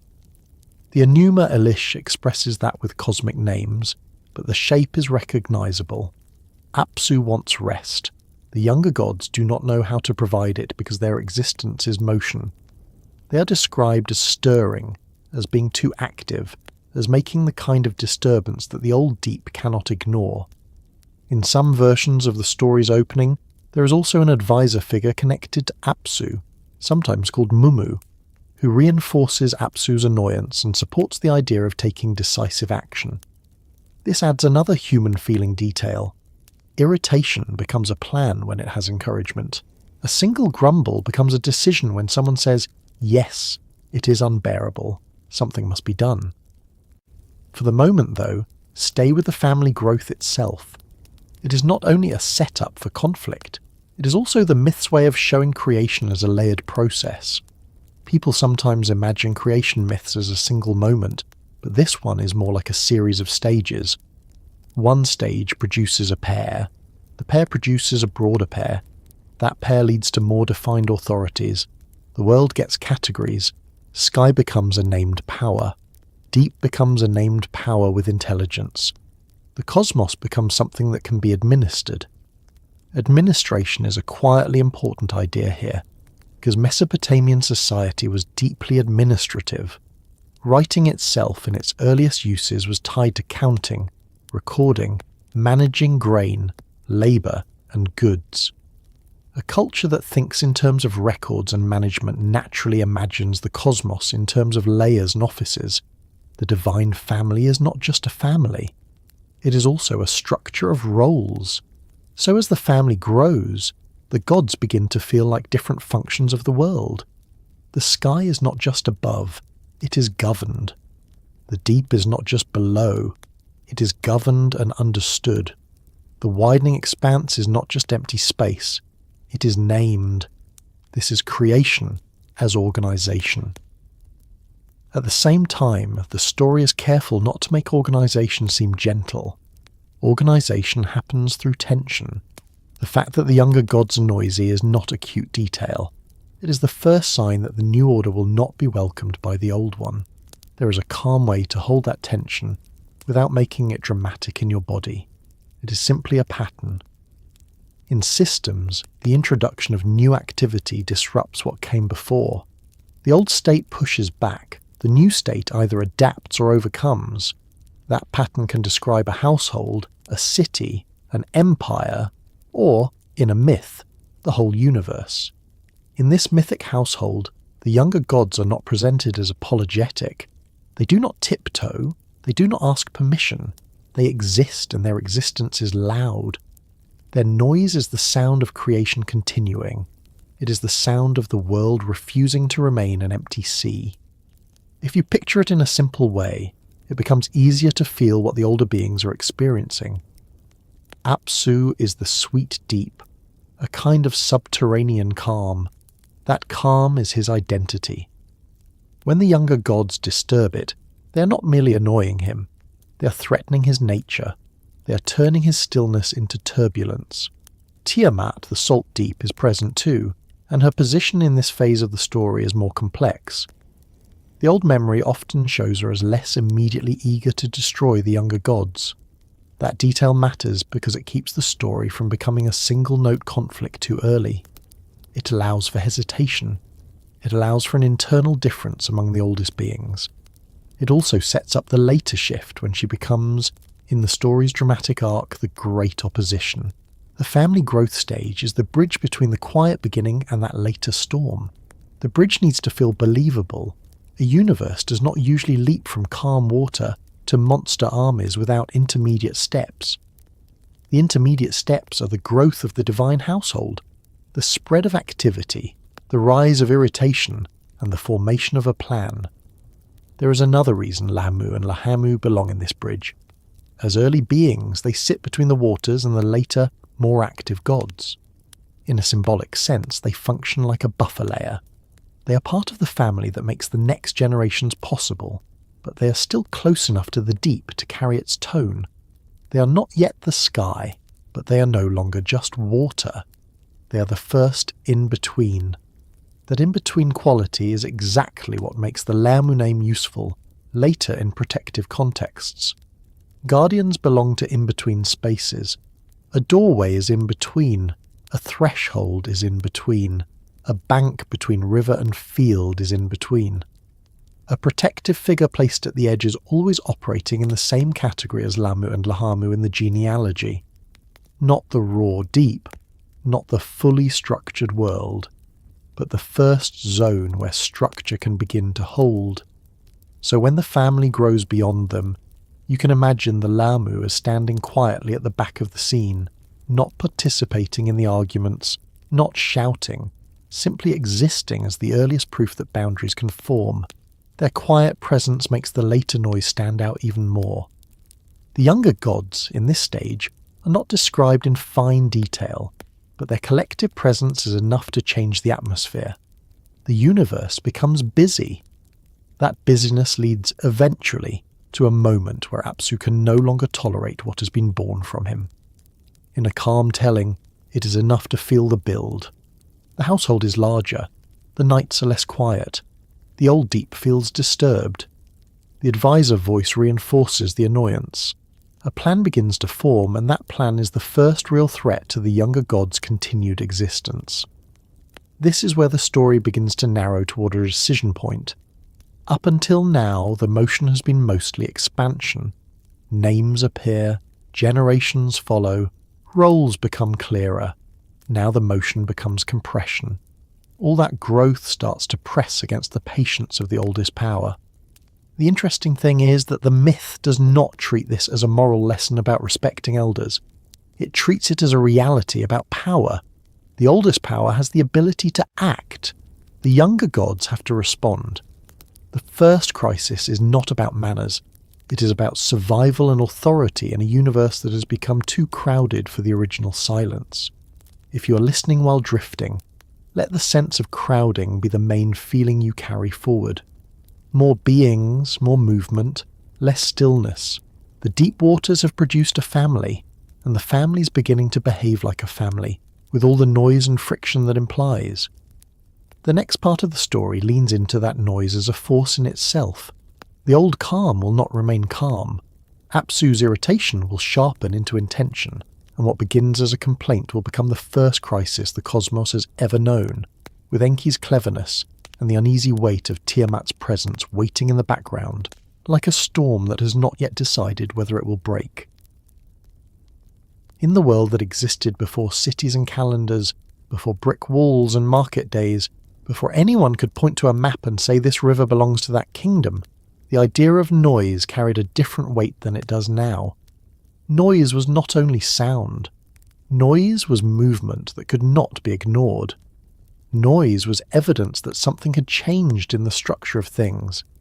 A quiet landscape could become a dangerous landscape when it stopped being quiet, and that sense of unease is woven into the old Mesopotamian imagination like a thread that never breaks.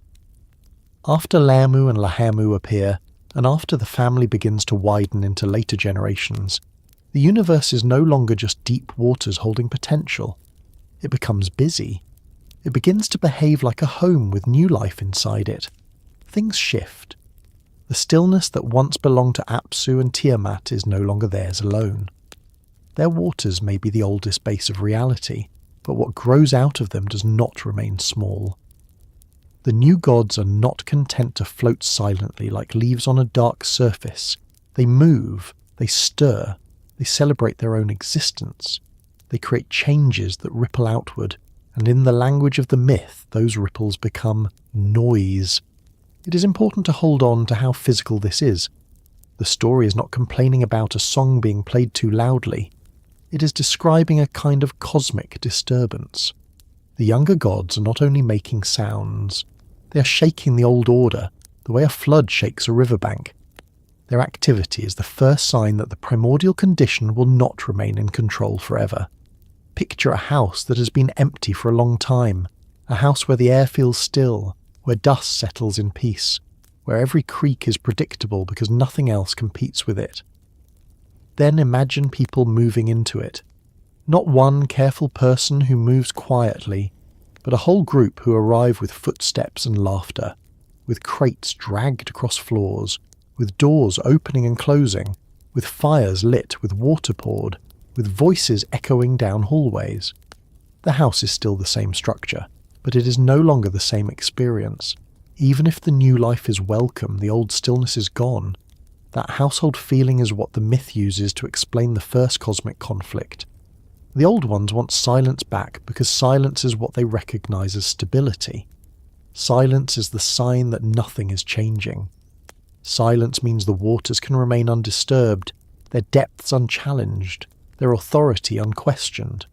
The younger gods represent the opposite. Their existence is change. Their nature is activity. They do not sit and preserve the old calm. They bring new patterns into the deep. They move through spaces that once belonged only to the oldest waters. They generate currents where there were no currents. They introduce a rhythm that the oldest beings did not choose. In a practical Mesopotamian sense, this is an easy thing to understand. Water that is calm is water that can be managed. Water that becomes turbulent is water that destroys. A canal that carries water smoothly is a canal that feeds a city. A canal that overflows is a canal that ruins a harvest. When you live under the constant authority of rivers, you learn to treat disturbance as a warning sign. You learn to respect stillness, not because stillness is beautiful, but because stillness is safe.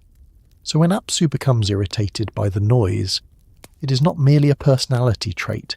It is the oldest environmental logic turned into a divine mood. The deep wants to remain deep. The deep wants to remain undisturbed. The deep wants the new life to settle down, to stop stirring things up, to stop turning the primordial condition into something restless. At this stage of the story, there is still an innocence to the younger gods, even if the myth does not describe their inner feelings. Their activity is not framed as an intentional rebellion. They are not plotting. They are not trying to overthrow. They are simply being what they are. New life makes noise because new life is movement. A world that is expanding cannot expand in silence. This is where the myth becomes strangely modern, not in detail but in emotional shape. The oldest power wants peace. The newer power wants freedom. The older state experiences the new state as intrusion. The new state experiences itself as natural. No one is required to be evil for the conflict to exist. The conflict exists because two conditions cannot fully coexist: undisturbed deep stillness and growing, lively creation. The story hints at this disturbance in the way it describes the younger gods' behaviour.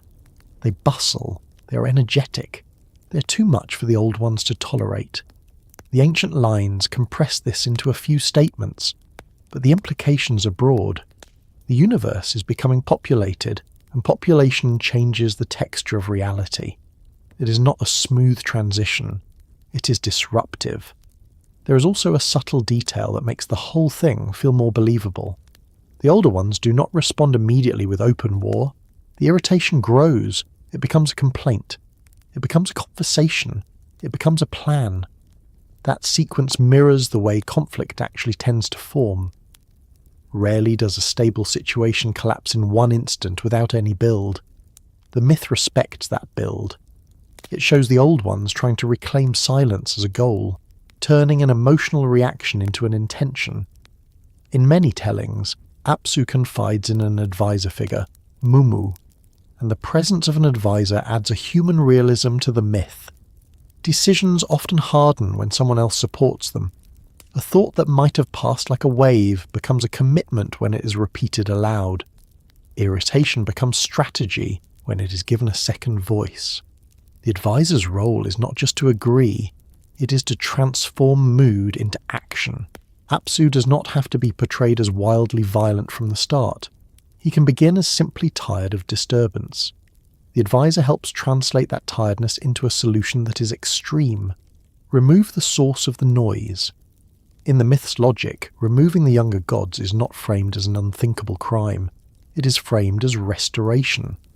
Apsu wants the old condition back. He wants the deep to be what it was before the household grew loud. In a worldview where the oldest state is seen as rightful by virtue of being first, that desire can feel justified, even if it is catastrophic for the younger generation. That idea can feel harsh, but it also reveals something about how ancient societies thought about order. Order was not guaranteed. Order was built, maintained, repaired. Order could collapse. The existence of younger gods making noise is a risk. The myth treats the risk seriously. The old ones do not simply shrug and accept change. They respond as if change is dangerous, because in a river world, change often is dangerous. Tiamat's position in this phase is one of the most interesting parts, precisely because it is not as straightforward as Apsu's. The story often portrays her as not immediately eager to erase the younger gods, which adds complexity to the early household. If Apsu is the older authority seeking quiet, Tiamat is the older authority who, at least at first, tolerates the new activity more than he does. It is a difference in temperament or in role, and the myth uses that difference later for dramatic effect. For now, her hesitation functions like a pause in a tightening room. It suggests that the oldest condition is not a single united mind. The deep waters are two, and their responses are not identical. That keeps the story from becoming a simple equation where old equals destructive and new equals good. Instead, it becomes a situation where the household's oldest members disagree about what should be done about the noise. This is the part where you can feel the mythic household shifting from growth to tension. Up until now, the story has been expanding outward. Names appear, the family grows, roles become more defined. Now the expansion produces friction. The friction produces heat. The heat produces intention. If you imagine this as a physical environment, it is like water warming and beginning to churn. A calm surface becomes restless. The deep begins to stir. The older state starts to behave as if the new state is an irritant in the water. At the same time, the noise is not only a reason for anger, it is also, indirectly, a sign that the universe is alive. In the myth's quiet logic, silence is not necessarily a moral good. Silence is simply the old condition. Noise is simply the new condition. The conflict does not exist because one condition is righteous and the other is wicked. It exists because the conditions cannot fully share the same space without changing each other. That is why this part of the story matters for understanding the Lahmu as more than a name in a list. Lahmu and Lahmu exist at the boundary between the old silence and the new movement. They're early enough to be close to the deep. They're also part of the generational chain that produces the younger gods. Their position makes them feel like a buffer layer, the first attempt the universe makes to have structure without having full chaos return and without having the old deep entirely vanish. A buffer layer is a kind of protection.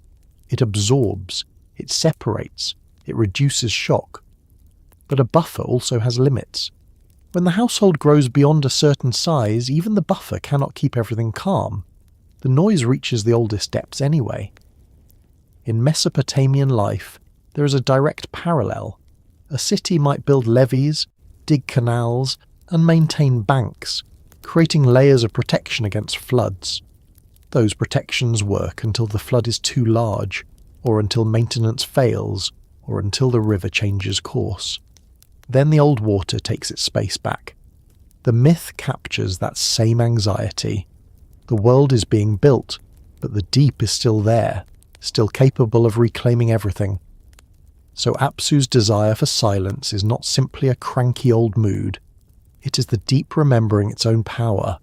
It is the primordial state responding to the fact that it has been altered by what it produced.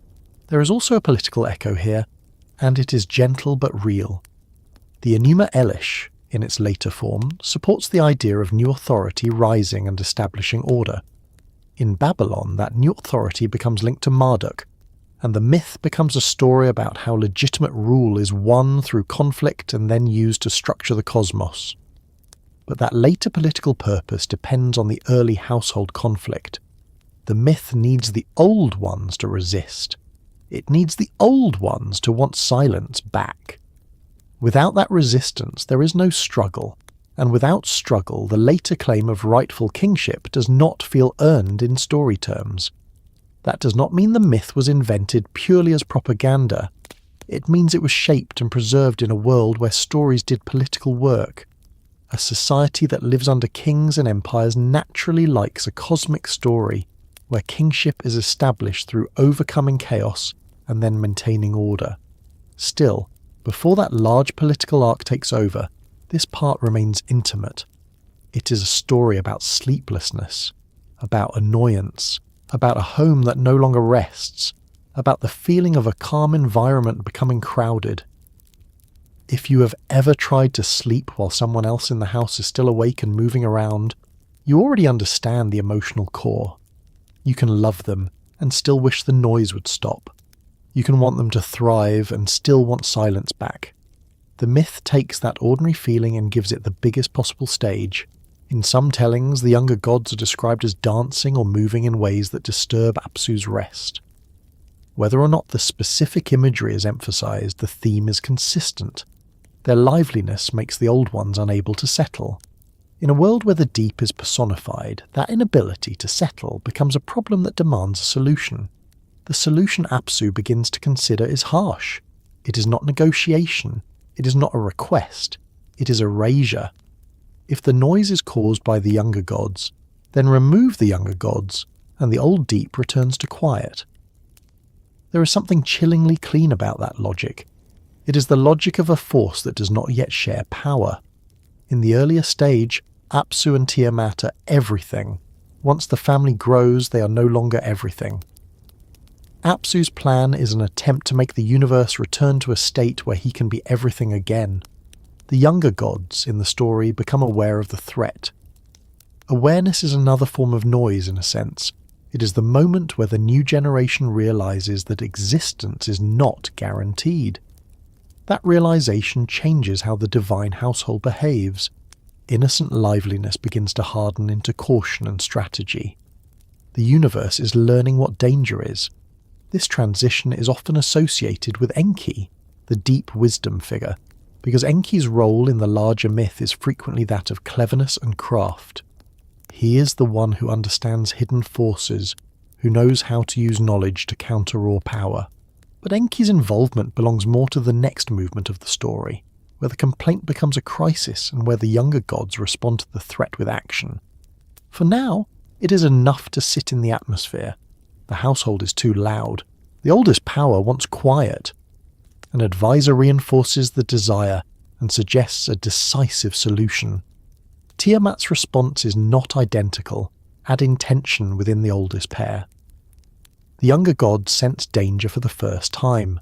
The deep waters, once only a calm beginning, become the stage for the first serious decision. If you are listening with heavy eyelids, you do not need to hold every name in place. It is enough to hold the feeling of the scene, a vast old calm disturbed by new activity, a desire to return to silence, a plan beginning to form in the darkness beneath everything, the sense that creation itself is noisy, not because it is sloppy, but because life is movement, and movement changes the world. This is where the myth quietly teaches a lesson, without ever stating it like a lesson. Change produces resistance. Growth produces conflict. A world that begins as undisturbed deep cannot remain undisturbed once it produces a living, active order. The old ones wanting silence back is simply the deep's way of trying to remain what it was. And because the deep is powerful, wanting something is not harmless.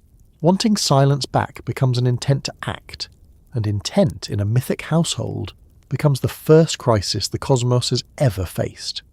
The next step is the moment where that intent crosses from thought into action, when Apsu's plan stops being a private complaint and becomes a direct threat that forces the younger gods, especially the clever ones, to respond before the old quiet swallows the new world whole. A point comes in the old Mesopotamian memory where the universe stops being a calm sequence of births and becomes a place where someone decides. Up until that point, even when the story mentions disturbance, it still feels like the disturbance could pass. Water shifts. A new generation appears. Noise rises like wind across a surface. The oldest depths feel irritated, but irritation alone is not yet a turning of the world. The turning happens when irritation turns into a plan, because a plan is the first thing in the story that behaves like a weapon. Apsu, the sweet deep, is not described as a distant concept at this moment. He is described like an authority who has reached the end of patience. The younger gods have multiplied and moved and stirred the waters into restlessness. Their activity is constant enough that the old stillness cannot return on its own. Silence, in the logic of the myth, will not simply reappear if everyone waits long enough. Silence must be taken back. That is the shape of the first crisis. It is not a meteor. It is not a sudden flood. It is a decision forming in the dark in the place where the oldest water rests. The deep begins to behave like a mind that wants a particular outcome. In a human home, a crisis often begins quietly in a similar way. The loudness of a household builds over weeks and months. A person who needs rest tries to endure it. They tell themselves it will settle down. They tolerate footsteps at odd hours. They tolerate the light turning on in the hallway. They tolerate voices that carry through thin walls. Each day adds a small weight. The person does not explode immediately. They store it. Then one night, something small becomes the last sound they can handle, and a decision appears in them with a sudden clarity. They do not just want quiet. They want a solution. That solution can be gentle or harsh, depending on temperament and power. Apsu's solution, in the myth's telling, leans harsh. The story brings in another presence to sharpen this moment. The advisor often named Mumu. The presence of an advisor is a subtle detail, but it changes everything.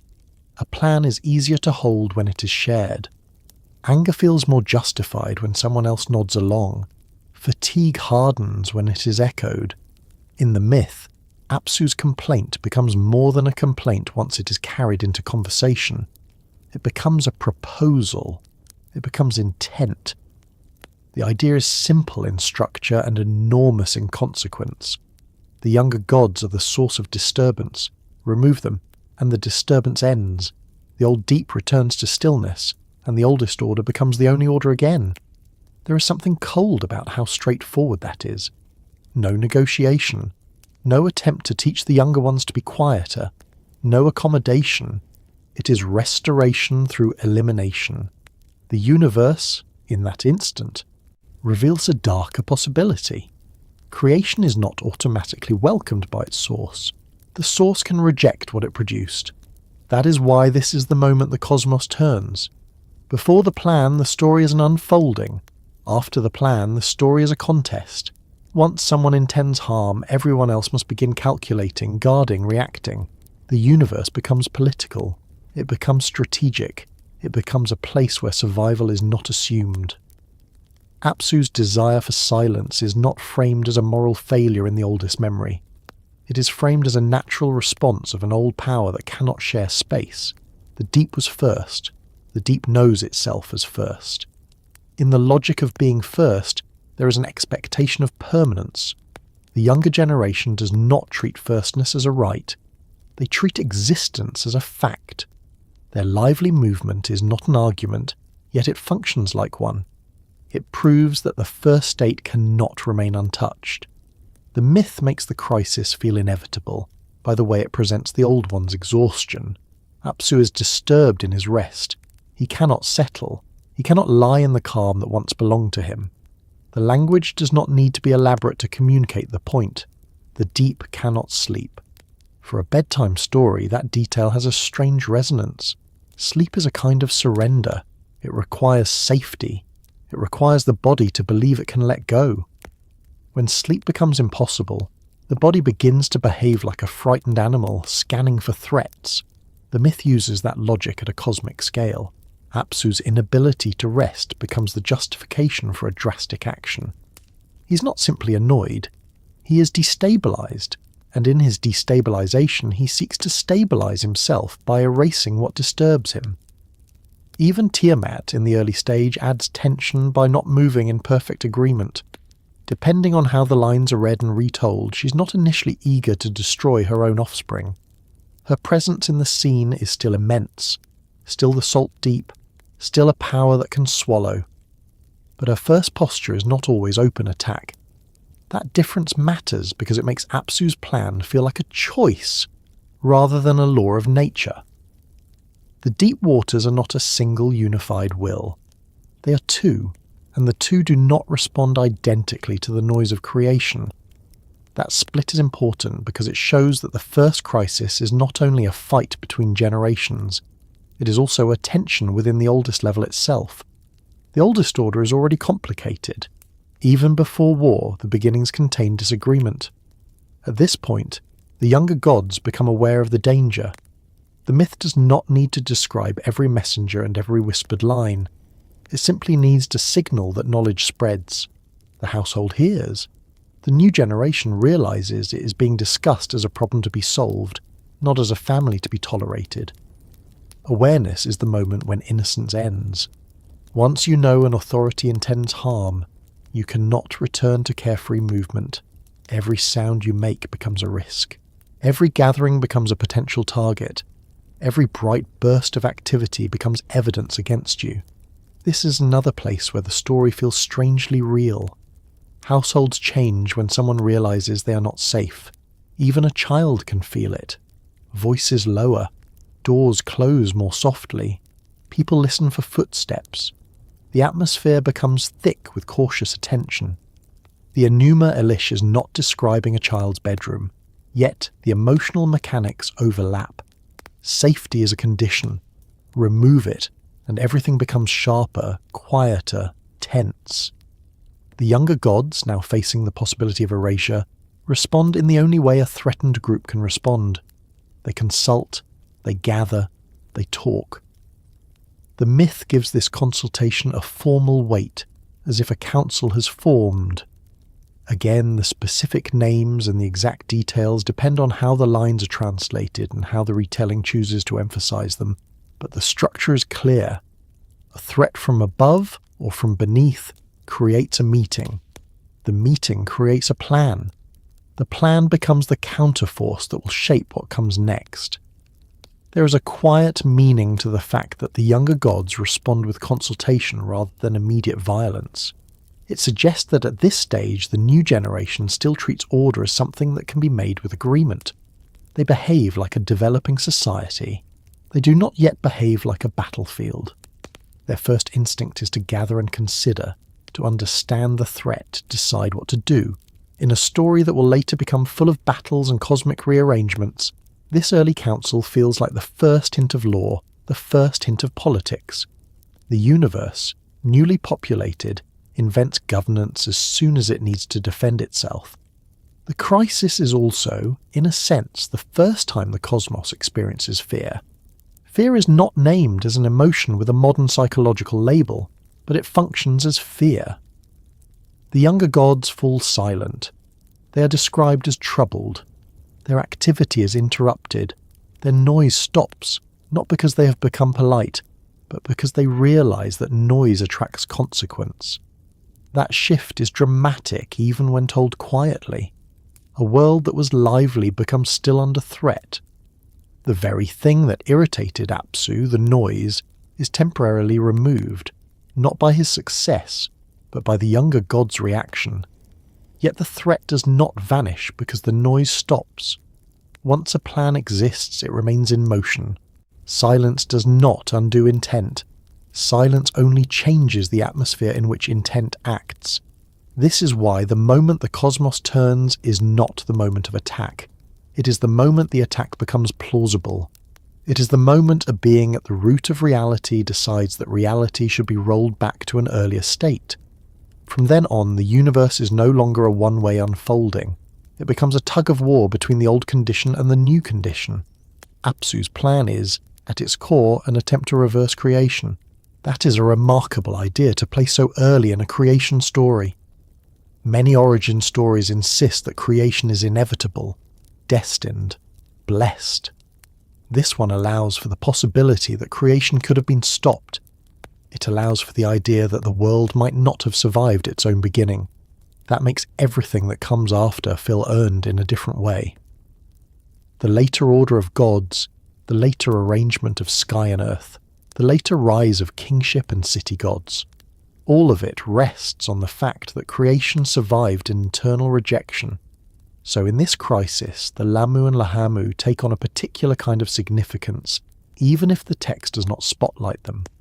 They are early enough to be close to the old waters, yet they belong to the line of the younger generation. In a family argument, those closest to both sides often feel the tension most sharply. Their presence in the background helps the listener feel how deep the conflict runs. This is not simply a fight between strangers. This is a dispute inside the same origin. If the Lahmu are understood as a first settled layer between deep waters and later structure, then the crisis threatens that settled layer. Apsu's plan is not only to silence the younger gods, it is to erase the process of settling and structuring altogether. It is a desire to return to pure deep. In that sense, the crisis threatens the possibility of boundaries. It threatens the first protection. It threatens the idea that something stable can exist on top of moving water. Seen that way, the crisis is not about punishment. It is about world view. The old deep believes the natural state is undisturbed. The younger gods, by existing and moving, insist that the natural state can change. Those two beliefs cannot both rule the same cosmos without conflict. The myth makes Apsu's plan feel like a formal turning, by giving it a kind of ceremonial clarity. The oldest power speaks of destroying the younger gods. The advisor supports him. The intention is set. The atmosphere changes. Then, quietly, the younger gods prepare to respond.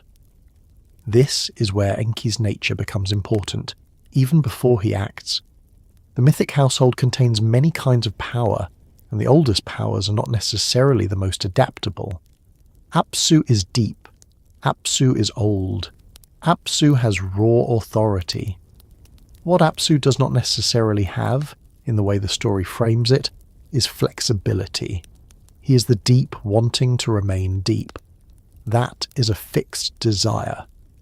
Enki, by contrast, is associated with cleverness, craft, knowledge of hidden things, and the ability to shape forces rather than simply embody them. He is linked to the deep waters too, but in a different register.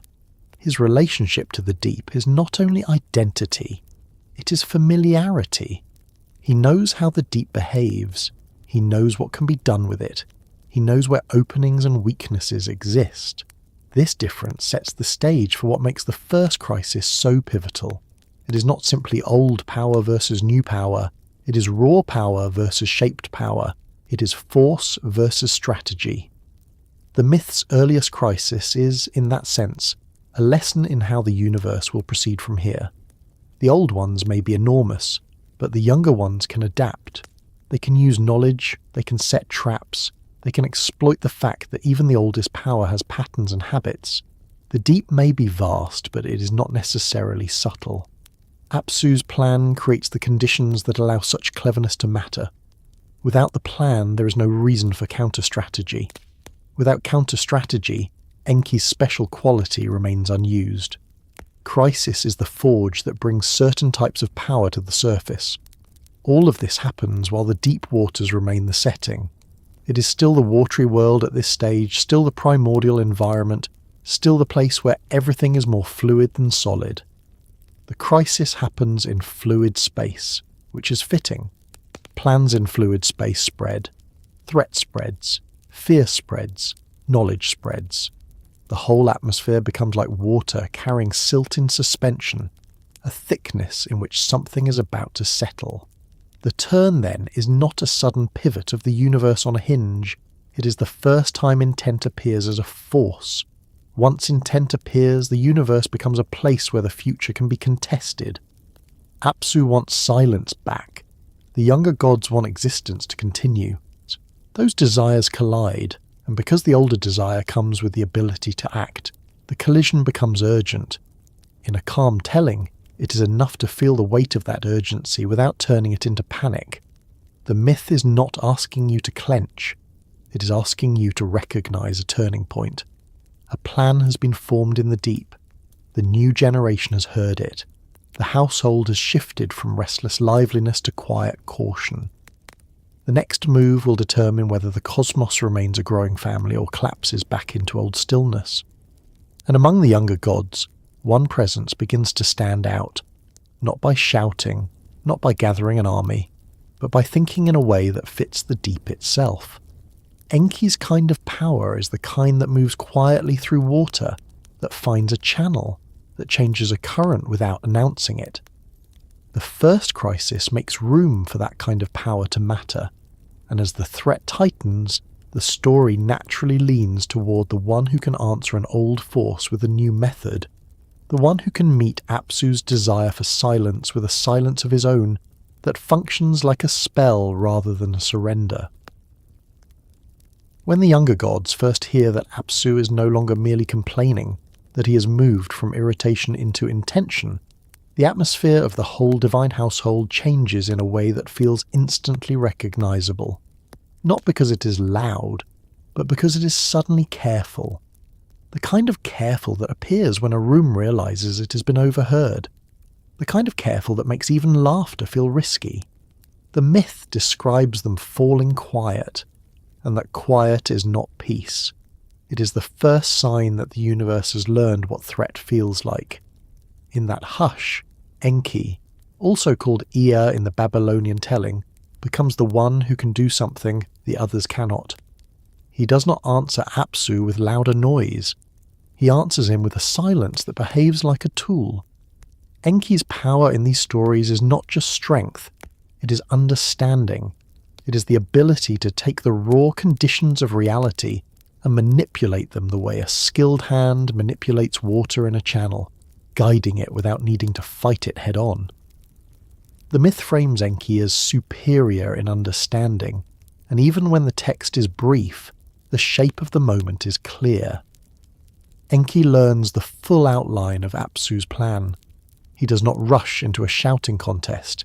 He does not challenge Apsu in a public way that would invite immediate confrontation. Instead, he prepares something that fits the environment the conflict is happening in. Everything is still water at this stage, still deep and fluid, still capable of carrying a spell the way it carries silt.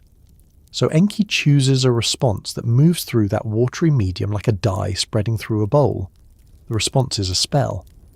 In the Babylonian epic, Enki recites an enchantment that stills the tumult and pours sleep over Apsu. This is not described like a gentle bedtime lullaby, though it has that shape from a distance. It is a deliberate disabling of an older power, an engineered quiet that removes Apsu's ability to act. The myth even extends the effect to Apsu's advisor, Mumu, who is thrown into a stupor or daze alongside him. There is something almost clinical about this, and it is part of what makes the first intervention feel like the cosmos turning on a hinge. Apsu wanted silence back through destruction. Enki gives him silence in a different way, by taking away his wakefulness, and then taking away his life. The story is not shy about the brutality of the outcome. Apsu is not persuaded. He is neutralized. If you sit with that for a moment, it can feel startling, because this is happening right after the myth has introduced the earliest generations. It is not a late-stage civil war between empires. It is the first real crisis, and it ends with the death of a primordial parent. That alone tells you what kind of universe this story imagines. It is a universe where order is not handed down intact. Order is won, sometimes against the oldest thing in existence. Enki's method is what makes it feel like a trick as much as a battle. In many heroic stories, the strongest wins by striking harder. Here, the clever wins by changing the state of the opponent. Sleep is the weapon. Stillness is the trap. Apsu is defeated not by matching his ancient weight, but by making his weight irrelevant for long enough to act. In one translation tradition, the scene is described with the kind of detail that makes it feel almost physical. Enki binds Apsu, removes his symbols of power, kills him, and takes Mumu captive. The old counsellor is not simply ignored. He's handled like a dangerous object that must be secured and locked away.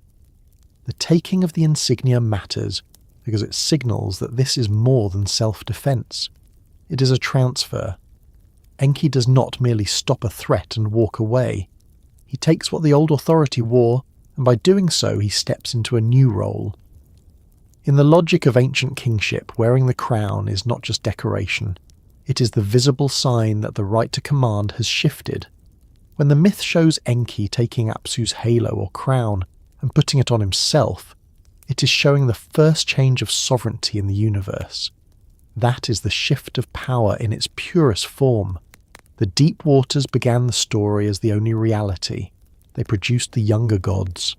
Now one of those younger gods has killed the male personification of the sweet deep and taken his authority markers. Creation has turned from genealogy into politics. The universe, which started like a natural process, now contains intentional rule. The myth then does something that feels, in its own way, surprisingly domestic. After the killing, Enki does not leave the scene as if it were only a battlefield. He builds a home. He establishes a dwelling place on or within Apsu, treating the defeated primordial power as a foundation. In some summaries, Enki erects shrines for himself and the other gods. In others, he builds his house over the abyss and lives there with his wife, Damkina. The point remains the same. The site of the first victory becomes the seat of a new order.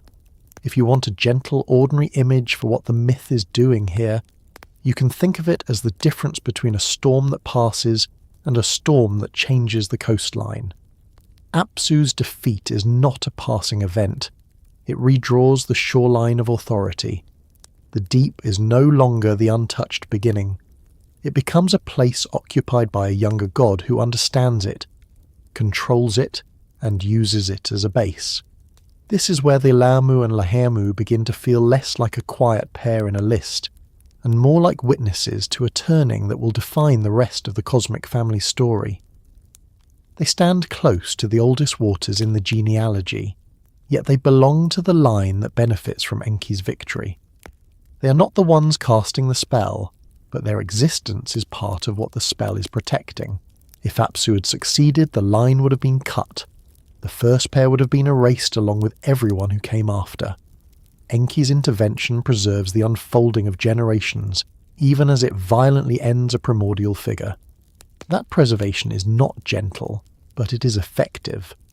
The younger gods survive because someone among them is willing to do what the older power was planning to do. The difference is that Enki's violence is framed as defense of the new order, while Apsu's violence was framed as restoration of the old silence. The myth is inviting you to notice that both sides seek quiet in their own way. Apsu wants quiet by erasing the new world. Enki creates quiet by putting the old threat to sleep and then sealing it beneath a new household. In the story's internal logic, this becomes the moment where cleverness outranks sheer primacy. Being first is not enough. Being deep is not enough. The ability to shape reality, to craft a spell, to use knowledge as leverage, becomes the new currency of power. That is a very Mesopotamian idea to highlight, because craft and knowledge were not abstract virtues there. They were survival skills. Irrigation is craft. Accounting is craft. Brick-making is craft. Writing is craft. A society built on keeping water where it needs to be, moving grain where it needs to go, and recording what belongs to whom learns to respect the kind of intelligence that can manage forces larger than a single person. Enki's victory is mythic, but it also reflects a practical admiration for skilled control. The spell itself is worth lingering on because it does not feel random. The myth describes Enki stilling the waters. He calms the turbulence as part of the enchantment, and in doing so he uses the environment as an instrument. This is not a duel in open air. It is a conflict inside water, solved by changing the water's state. If you have ever watched a pot of water go from a rolling boil to calm after the heat is turned down, you already understand the basic visual. No one has to strike the water. You change the condition around it, and the behaviour changes. The myth is applying that everyday logic to an impossible scale. Enki changes the condition of the deep, and Apsu becomes vulnerable. Then there is Mumu, the advisor. He is not only a side character, he is the voice that helped transform annoyance into intent. Capturing him is symbolically important because it is the containment of counsel. It is the securing of the thing that pushes a power into harmful action. In one version, he is dragged away like a captive and locked up. In another, he is simply chained. Either way, the story treats him like a dangerous piece of the old regime that must be removed from circulation. After this, the universe has a new arrangement. The Sweet Deep is no longer a freestanding authority. It is a place that Enki occupies. The Apsu becomes his domain, and that domain becomes a seat of creative power rather than a sleepy origin that wants everything quiet again. In some retellings, this change is even summarized directly by saying that Enki becomes the god of freshwater, after building his home in the watery remains of Apsu. It is in that new home, within or upon the Apsu, that another major presence is born in the Babylonian epic, Marduk, who will become the central figure later when the conflict with Tiamat rises fully. The story places his birth inside the heart of Apsu, which is a striking image. The new champion comes from the place where the old power was defeated. The next stage of order grows out of the captured deep. This is one of the most important consequences of Enki's intervention. It does not end conflict. It changes the kind of conflict the cosmos will face. Apsu's plan is stopped, but the act of stopping it creates a wound in the oldest layer, and wounds do not always close quietly. The myth makes that clear by the way it handles Tiamat afterward. The old Salt Deep does not disappear just because Apsu is gone. The story describes other gods taunting her, pointing out that her consort was slain and she did nothing, and the pressure of those taunts becomes part of what stirs her toward war. Whether you read that as social manipulation among gods, or as a symbolic way of describing chaos rising again, the result is the same. The first victory does not remove the deep.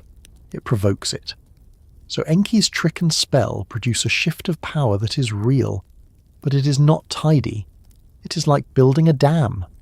The dam controls the river, yes, but the river does not vanish. It gathers behind the barrier, it presses, it looks for weak points, it waits for a moment when the structure fails or when the pressure becomes too much for the materials to hold. The myth is telling you that the cosmic deep behaves like that. Containment creates tension. This is where the Lahmu theme returns in a quieter way. The Lahmu name, in later Mesopotamian tradition, is associated not only with the primordial pair, but also with protective figures linked to Enki's watery domain, sometimes described as doorkeepers of his temple in Eridu, and as beings associated with water. That means the Lahmu, as an idea, end up standing very near the place Enki establishes after defeating Apsu. They become part of the protective architecture around the controlled deep. That connection makes the whole story feel more cohesive. The first settled layer born from mingled waters becomes, over time, the kind of guardian you place where the deep meets the human world. It is a way of saying that the earliest generation is not erased by later politics. It is repurposed into protection. The beginning becomes a guard. It also suggests something quietly unsettling. If Lahmu figures can serve Enki as guardians and can also appear among Tiamat's monsters in some traditions, then the line between protection and threat is never absolute. The same type of being can be enlisted by different powers depending on which side claims the boundary. The boundary itself is the prize. This is the part where you can feel the myth's realism again. Boundaries always attract conflict. A door can be a welcome or a barricade. A gate can be protection or imprisonment. A canal can be life or a weapon if it is diverted. Nothing that separates worlds remains neutral forever. Enki's intervention, then, is not just a clever scene. It is the first demonstration of how the universe will operate from now on.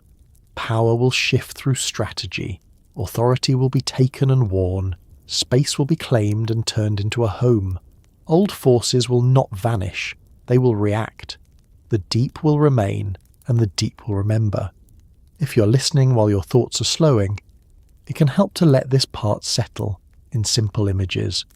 Apsu wanting silence, planning to erase the noise, Enki learning the plan, responding with crafted sleep, the waters calming under a spell, Apsu falling into deep slumber, Mumu dulled and captured, the old insignia removed and worn by a new hand, a house built over the abyss, a new child born in the controlled deep. It is a lot of consequence packed into a small number of lines, which is one reason the Enuma Elish can feel dense in its original form. The story moves quickly because it assumes the listener understands that these are structural moves. In a slow telling, you get to feel how big they are. Enki has not merely saved the younger gods, he has changed what it means to be an old one. He has shown that the oldest layer can be killed, occupied, and converted into infrastructure for a new order. He has made the deep into a residence. That is an astonishing act in mythic terms, because it turns the beginning into a basement, a place you build above rather than a place you kneel before. At the same time, nothing here is stable yet. The deep does not surrender gracefully. The salt water remains. Tiamat remains. The mood of the story after Enki's victory is not a calm resolution. It is a brief lull, the quiet right after a decisive act, when everyone waits to see what the consequences will be. In a household, it is the moment after someone finally slams a door, when the air is still and you can almost hear the walls remembering the sound. The cosmos is in that still moment now. Apsu has been removed from the board. Enki has claimed the deep. The younger gods have survived, but survival has come with a cost that the story will not let them forget. The older salt deep has not yet fully risen, but the pressure is building, and the next stage will carry that pressure upward into open conflict, into the moment when Tiamat stops hesitating and begins to gather a response that feels less like a family dispute and more like the deep itself deciding to return with teeth. The quiet that follows Enki's intervention is not the kind of quiet that means everything is settled. It is the kind that hangs in a room after a major argument, when everyone has stopped talking because the consequences have not fully arrived yet. Apsu is gone. The sweet deep has been taken, its authority markers stripped away, its space turned into the foundation of a new dwelling. The younger gods are alive, and for a brief moment that survival can feel like relief. Yet the universe is still made of old water, and old water does not forget quickly. Tiamat remains. At the start of the story, she was not introduced as a monster with a snarling face. She was introduced as the salt deep, the great vastness, the motherly presence from which the first names rose. Her patience, her initial reluctance to act the way Apsu wanted to act, made her feel almost like a stabilizing force, a second pole holding the beginning in place. The trouble is that patience in a myth like this is not the same thing as acceptance. Patience is a delay, not a surrender. The moment the cosmos turns again is the moment that delay ends.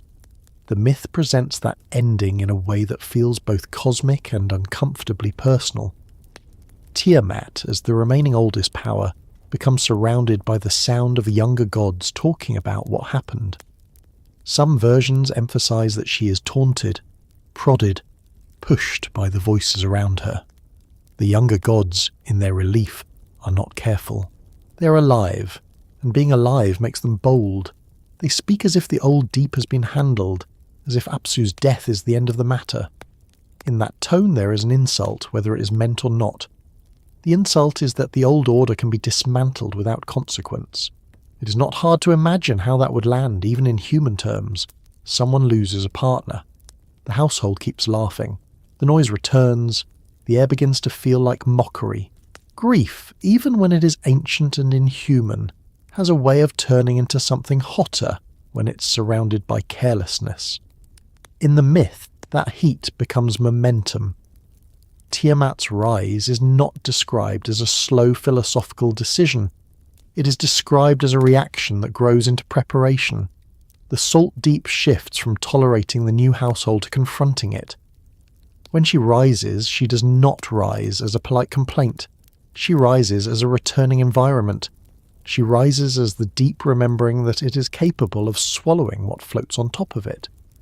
This is where the story begins to fill with forms that feel more physical, more frightening, more vivid than the early genealogy.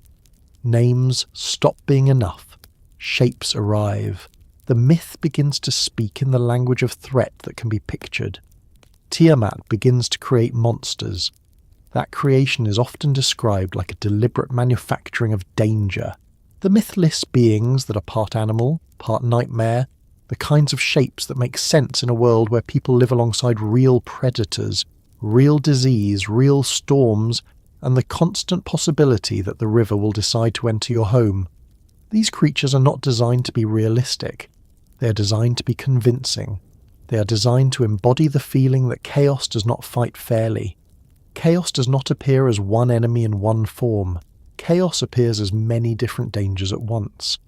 In a calmer telling, the word monsters can be softened by thinking of them as symbols of what happens when boundaries break down. When the deep pushes upward, it does not bring one tidy challenge. It brings venom and claws and teeth and scales and wings, all the things that belong to the untamed parts of the world. It brings the fear of being surrounded by threats that do not share a single pattern. The myth uses familiar animal elements because animal elements were the vocabulary of danger. A snake's bite, a lion's pounce, a scorpion's sting, a storm's blow. People did not need a complicated theory to understand why those features would be used to build an army of chaos. Those features were already the world's own argument for caution. What makes Tiamat's monsters feel more intense than ordinary predators is that they are described as empowered by her. They are not simply beasts. They are forces given legitimacy by the oldest saltwater. The myth sometimes gives them qualities like poison or terror that operate beyond the physical. They are meant to break morale as much as bodies.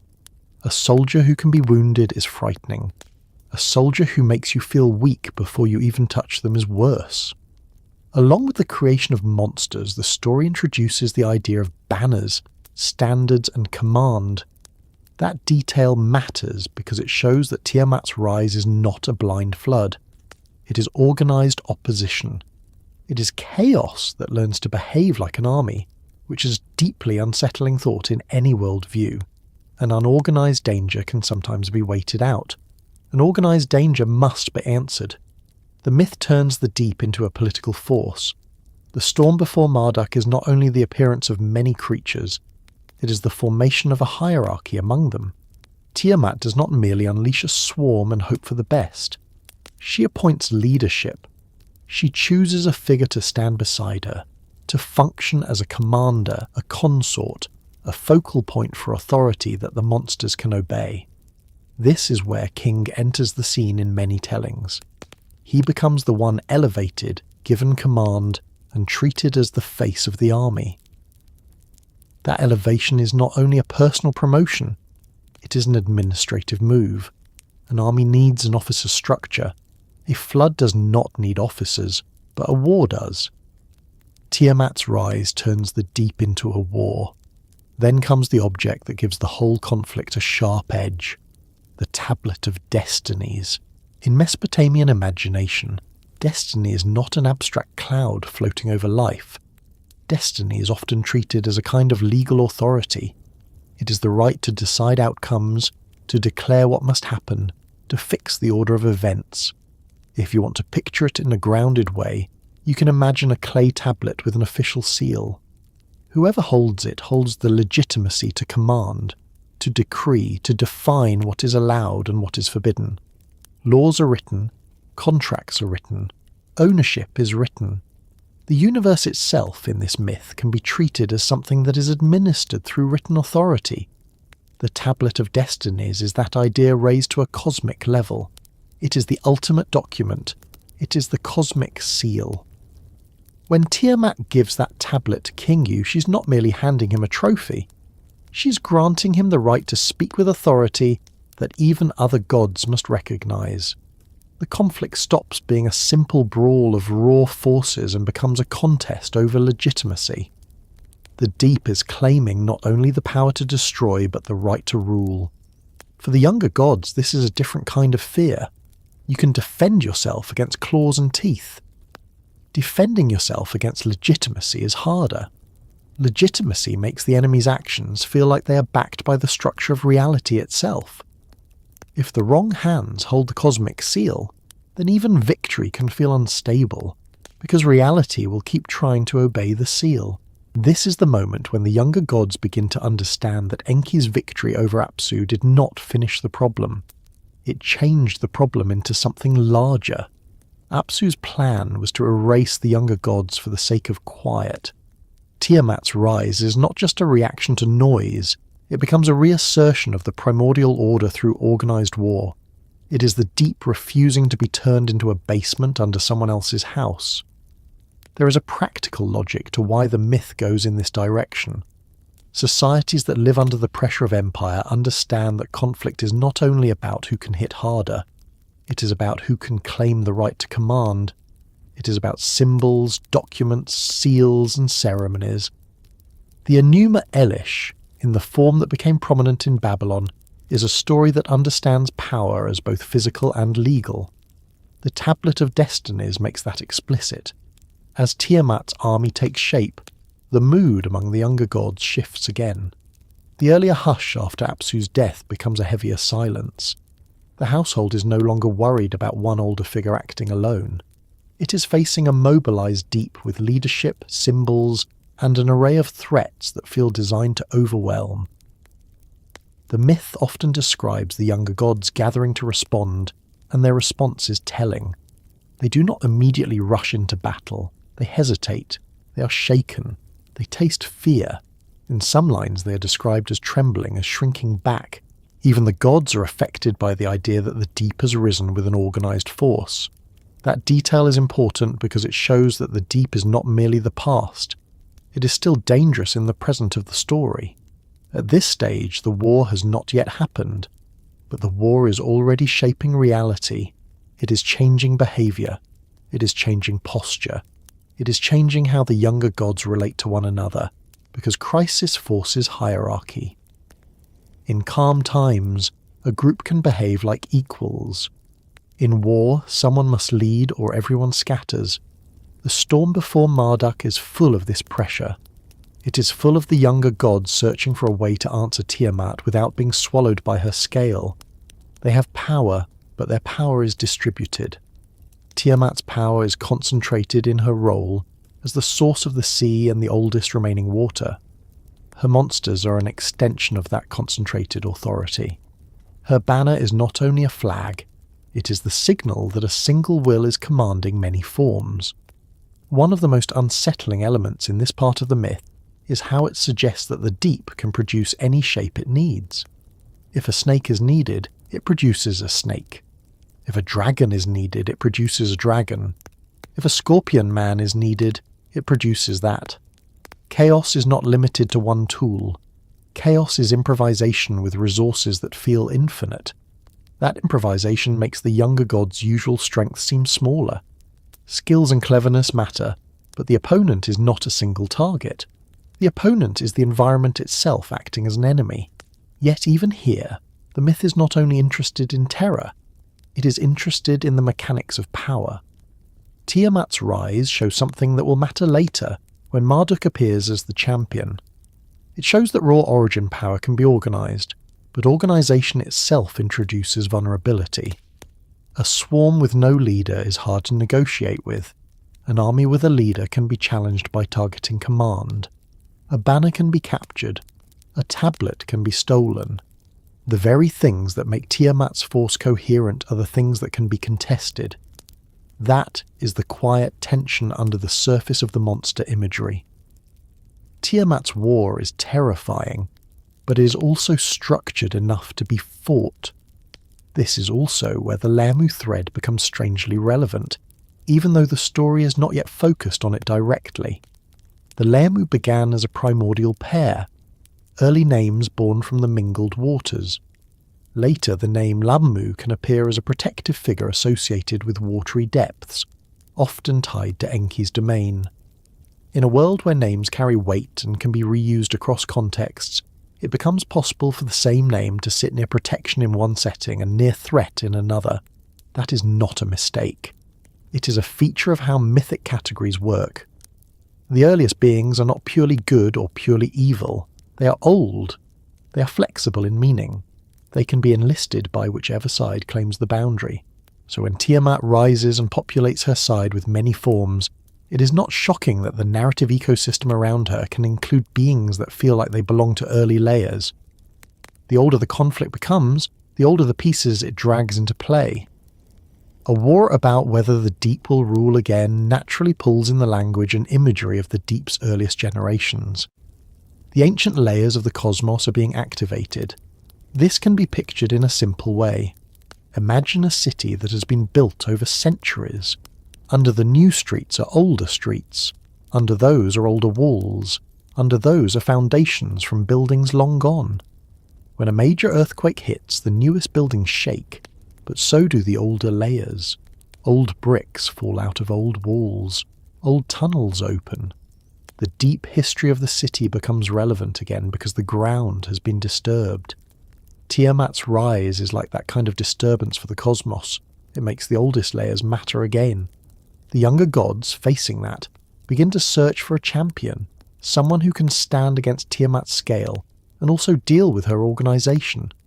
They need someone strong enough to face the monsters and also legitimate enough to challenge the Tablet of Destinies. They need someone who can answer both the physical and the legal sides of the threat. The myth often depicts this search as a series of hesitations. Certain gods are approached, certain gods shrink back. The very idea of meeting Tiamat's gaze is enough to make them falter. The story is emphasizing that this is not a fair fight in raw terms. The sea is not a rival you can simply punch. The sea is a condition. So the household does what households do under pressure. It negotiates, it offers rewards, it promises authority. It begins to reshape its own hierarchy in order to survive. This is where the storm before Marduk starts to feel like a political meeting held under emergency conditions. The younger gods are not only choosing who will fight, they are deciding what kind of authority will exist if they win. They are deciding how much power they are willing to place in one set of hands in exchange for safety. That is a trade that shows up again and again in human history, and the myth is reflecting it with divine names. The rise of Tiamat, then, is the catalyst that pushes the younger gods towards centralized kingship. Apsu's threat was terrible, but it was one old power acting alone. Tiamat's threat is a mobilized deep with command and legitimacy. To answer that, the younger gods need a unified response, and unity often demands a leader. In the myth, Marduk's emergence as that leader is not a random promotion. It is the result of this pressure cooker. The younger gods need someone who can fight and then rule. They need a warrior who can also become a king. They need a champion who can turn victory into order, because if victory does not become order, the deep will return. Before Marduk becomes the obvious choice, though, the story wants you to sit in the storm. It wants you to feel the build-up. Tiamat's monsters are not yet defeated, so their presence fills the scene. The banner is raised. The tablet of destinies has been given away. The deep has chosen its commander. The younger gods have felt fear and tasted hesitation. The household is on the edge of a decision that will define the structure of authority going forward.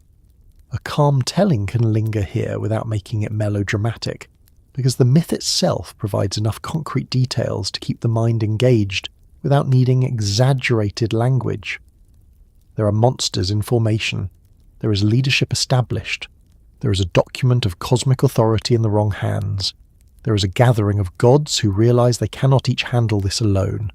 There is the slow pivot from distributed power to centralized power, driven not by ambition at first, but by survival. If you imagine it in human terms, it is the moment when a city council realizes a siege is coming.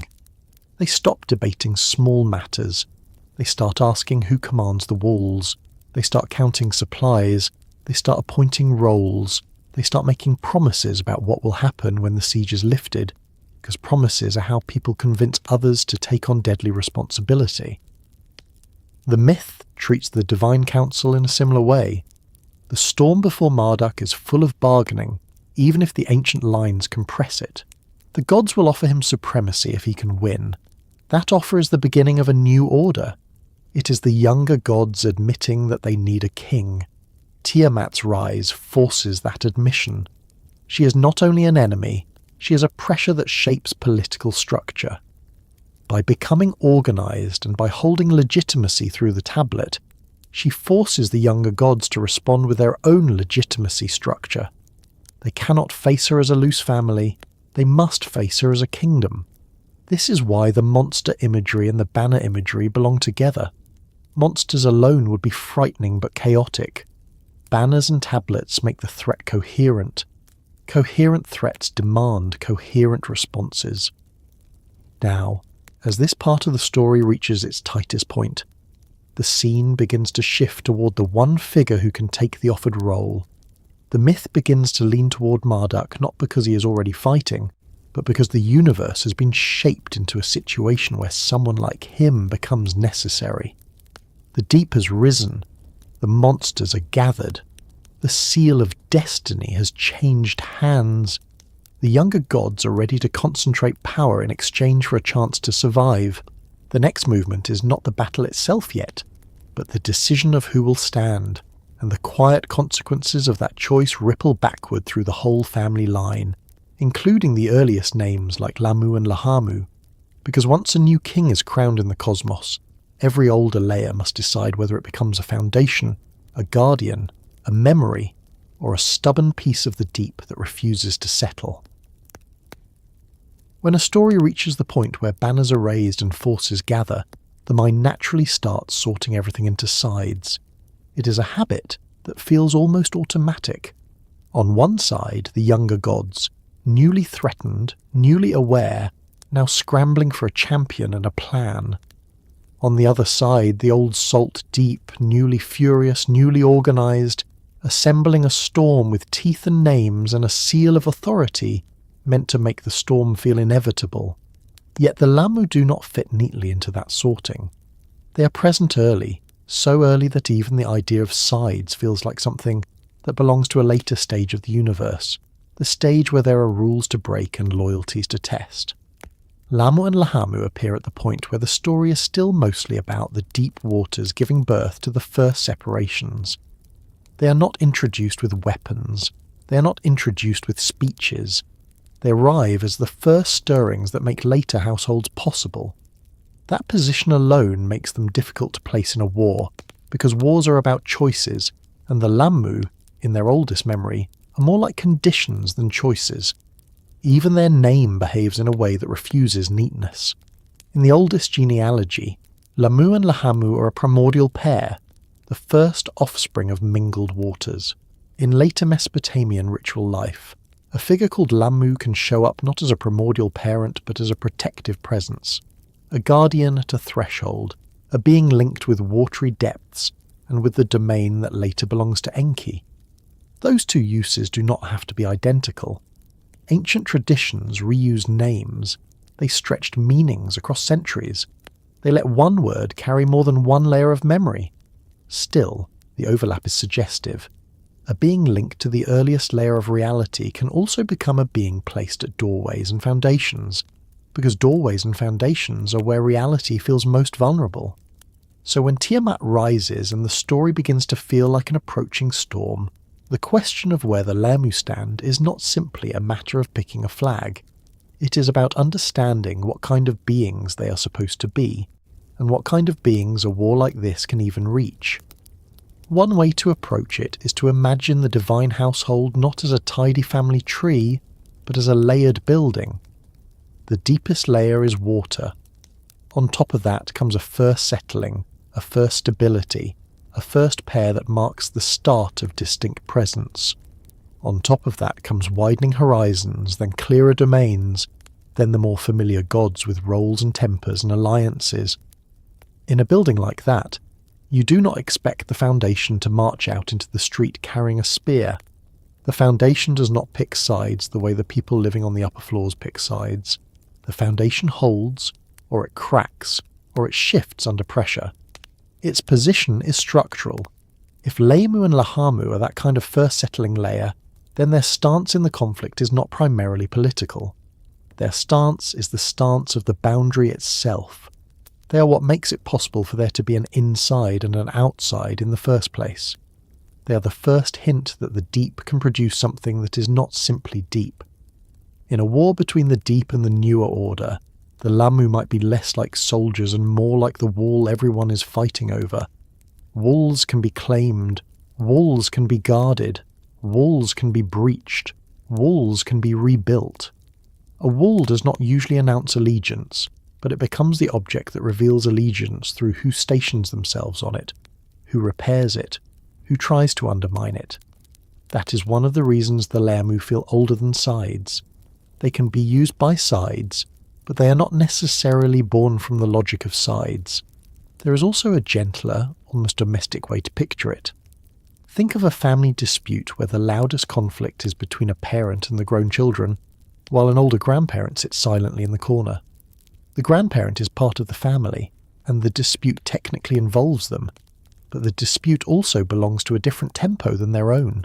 They might not shout, they might not argue, they might simply watch because they are used to cycles, to storms that pass, to households that change. Their presence alters the mood without requiring them to raise a hand. The Lahmu in the cosmic household can feel like that. They are not the oldest waters themselves, but they are very close to that oldest layer. They are early enough to remember the beginning as a condition rather than a government. They might be present in the narrative like the memory of stillness, the memory of undivided water, the memory of a world before anyone thought in terms of command. If that is the case, then a war that is partly about command and legitimacy might not fully reach them the way it reaches later gods. A tablet that grants authority over destiny is a powerful object in a world where authority is written, sealed, administered. Yet a primordial pair that exists as a first settling might not relate to written authority in the same way. They might not need a tablet to be what they are. They might not gain or lose their nature by whoever holds a seal.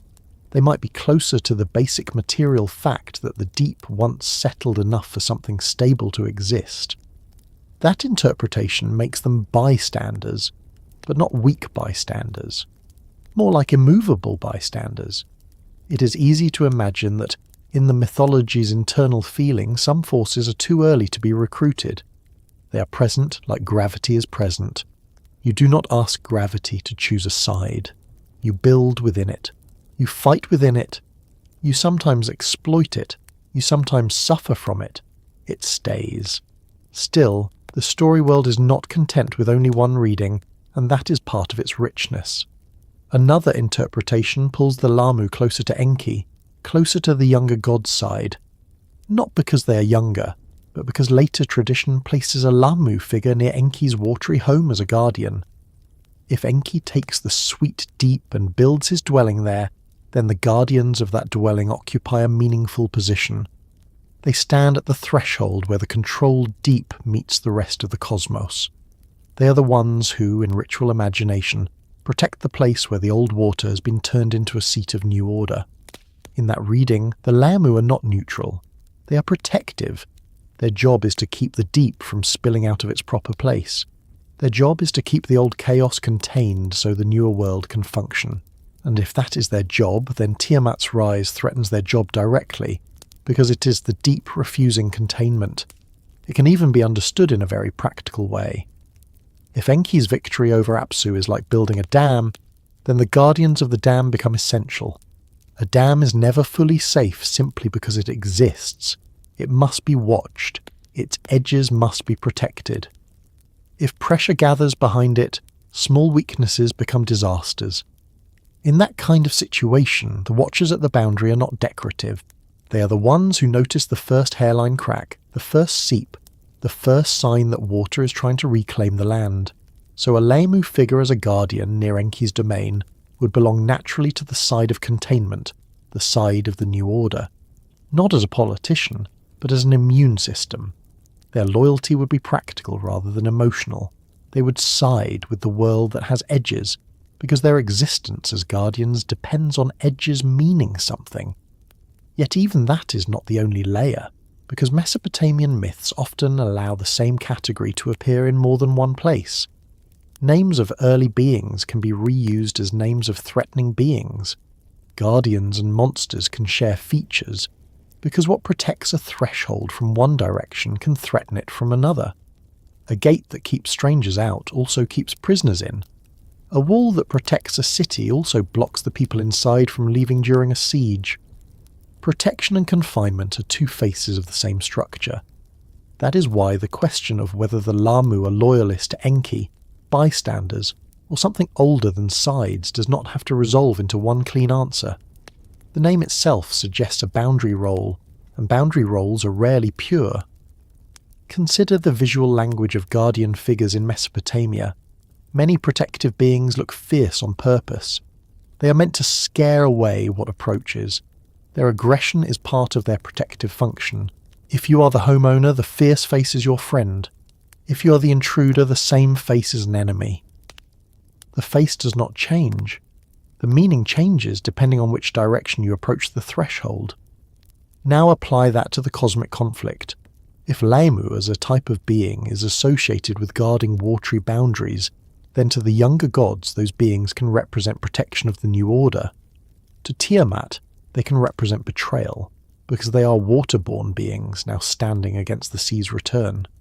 To someone living in a later city placing protective figurines in a foundation, a Lahmu figure is neither pro-Tiamat nor pro-Enki in a political sense. It is simply a necessary presence at the edge, a reminder that the edge exists and must be defended. That makes the Lahmu feel like the kind of beings who can appear on any side without contradiction, because their deeper allegiance is to the concept of boundary itself. If the boundary is claimed by the new order, they serve the new order. If the boundary is claimed by the deep, they serve the deep. If the boundary collapses, they become meaningless. Or worse, they become part of the chaos, because a guardian without a threshold is just a fierce shape wandering without a job. It is also possible that, within the oldest narrative, the Lahmu and Lahmu as primordial parents are simply not asked to do anything at all during this war. Not every relative in a family line participates in every conflict. Some names exist to show ancestry, to show that a thing comes from somewhere, to show that the universe has a history. In that case, their stance is silence. They do not appear because their role is not to act, but to remind the listener that even the champions and monsters are part of a long chain of becoming. Silence can be powerful in a story like this because the war itself is about noise.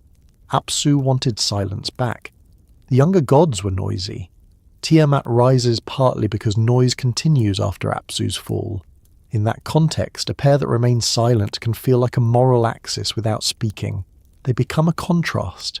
They represent the early stage when existence was not yet a shouting contest.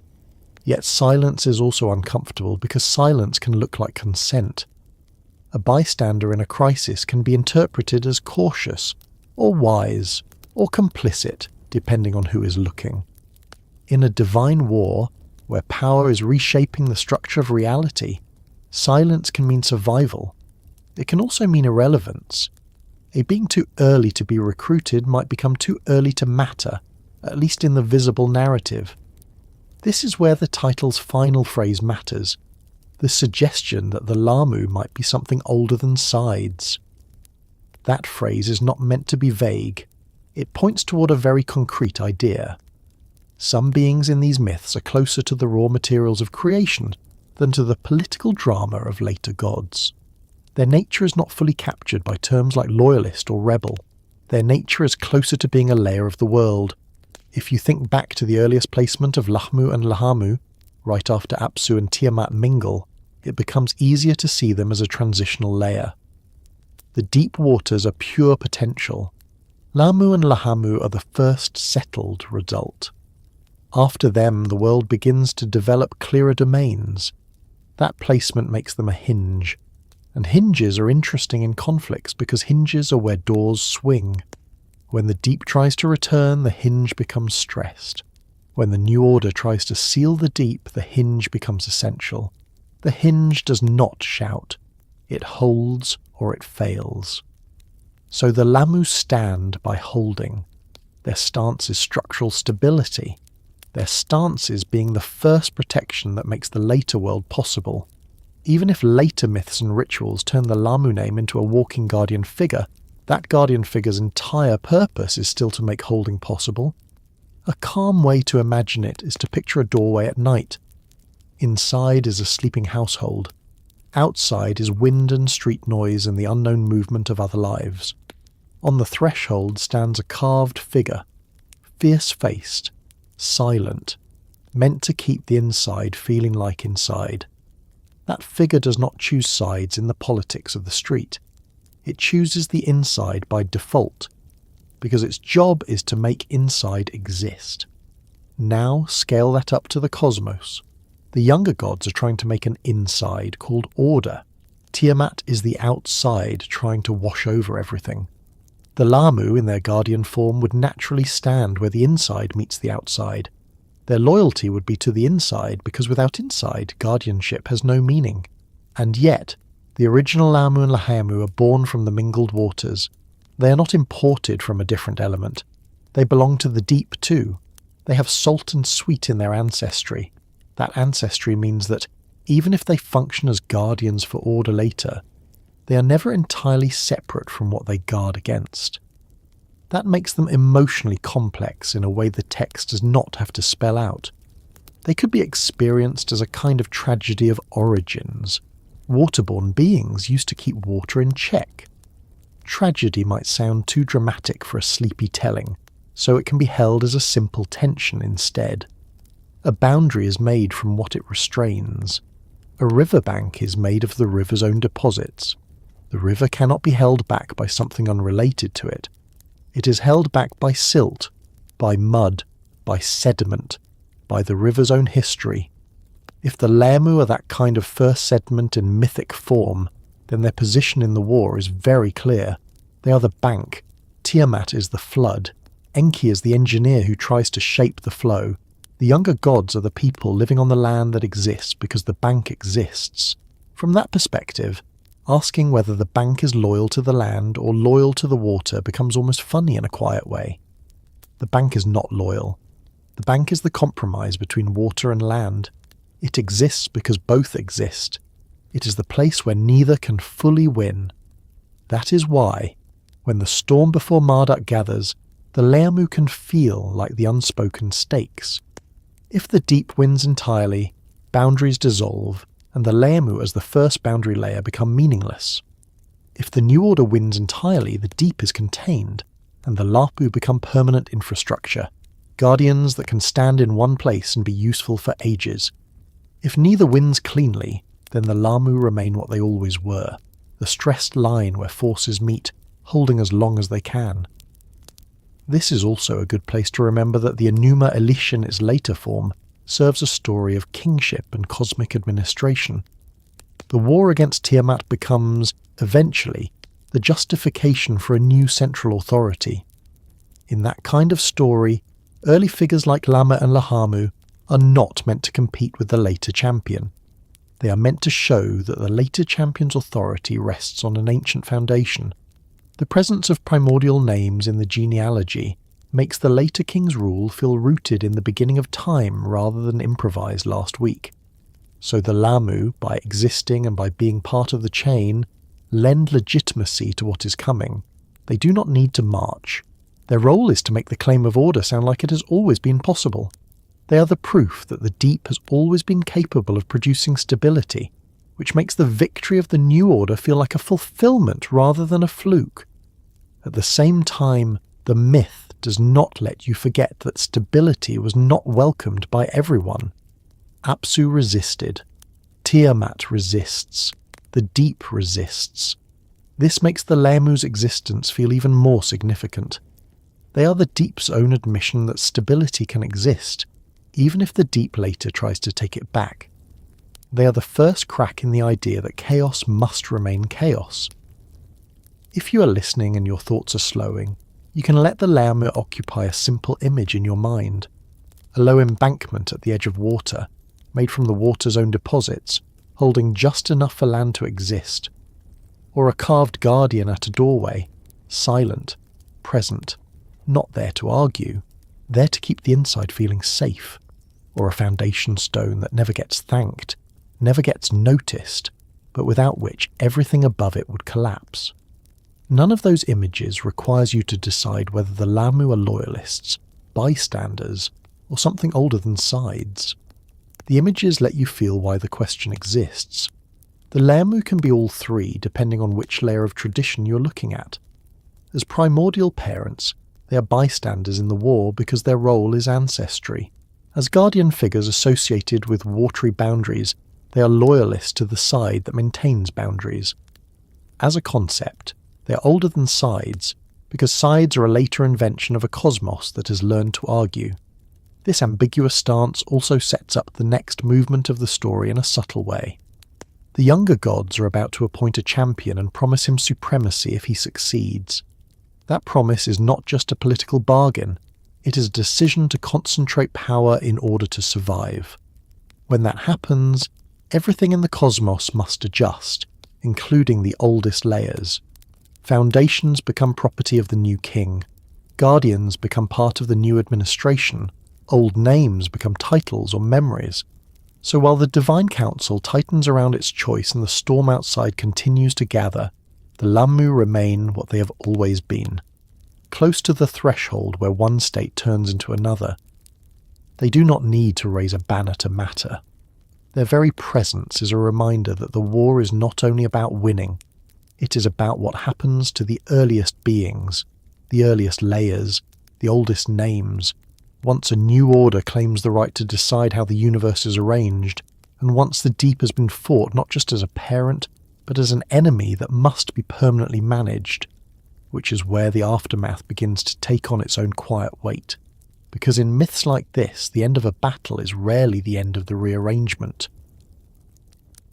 When the storm finally breaks in the old Babylonian memory, it breaks in a way that is both violent and strangely administrative.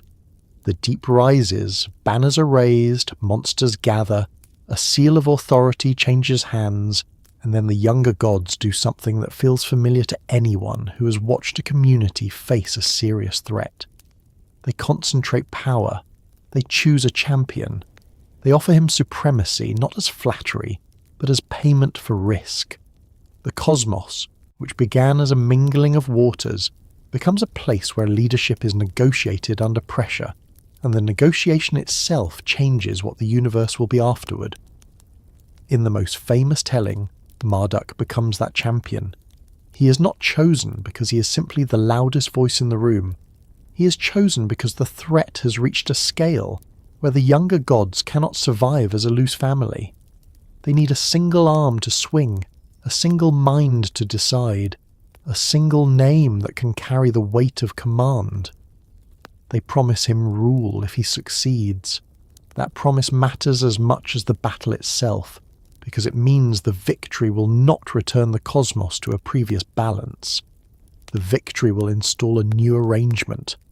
The clash with Tiamat is described with the concrete intensity of a fight that is also a re-engineering project. The details vary with translations and retellings, but the shape is consistent. Marduk faces the sea as if facing an enemy that is also an element. He brings tools that make sense against an element. He brings winds.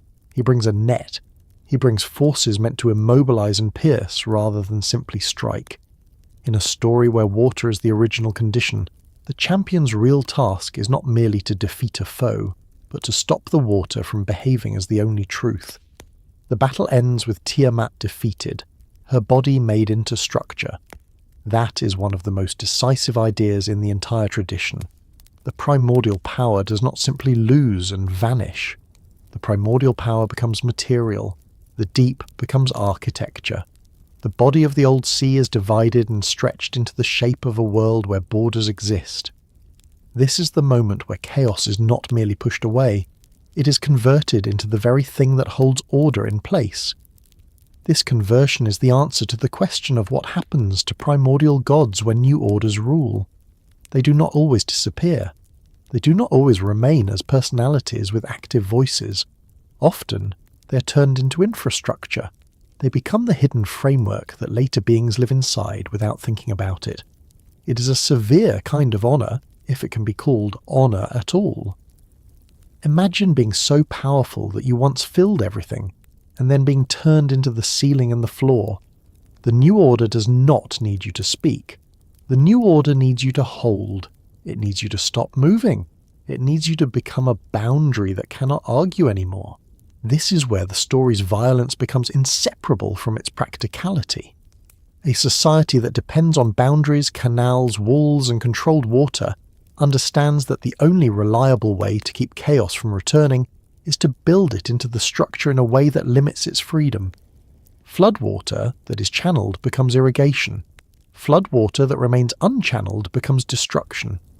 The myth is doing the same thing with divine forces. It is channeling the sea into a sky and an earth. It is making the old power useful by making it unable to choose.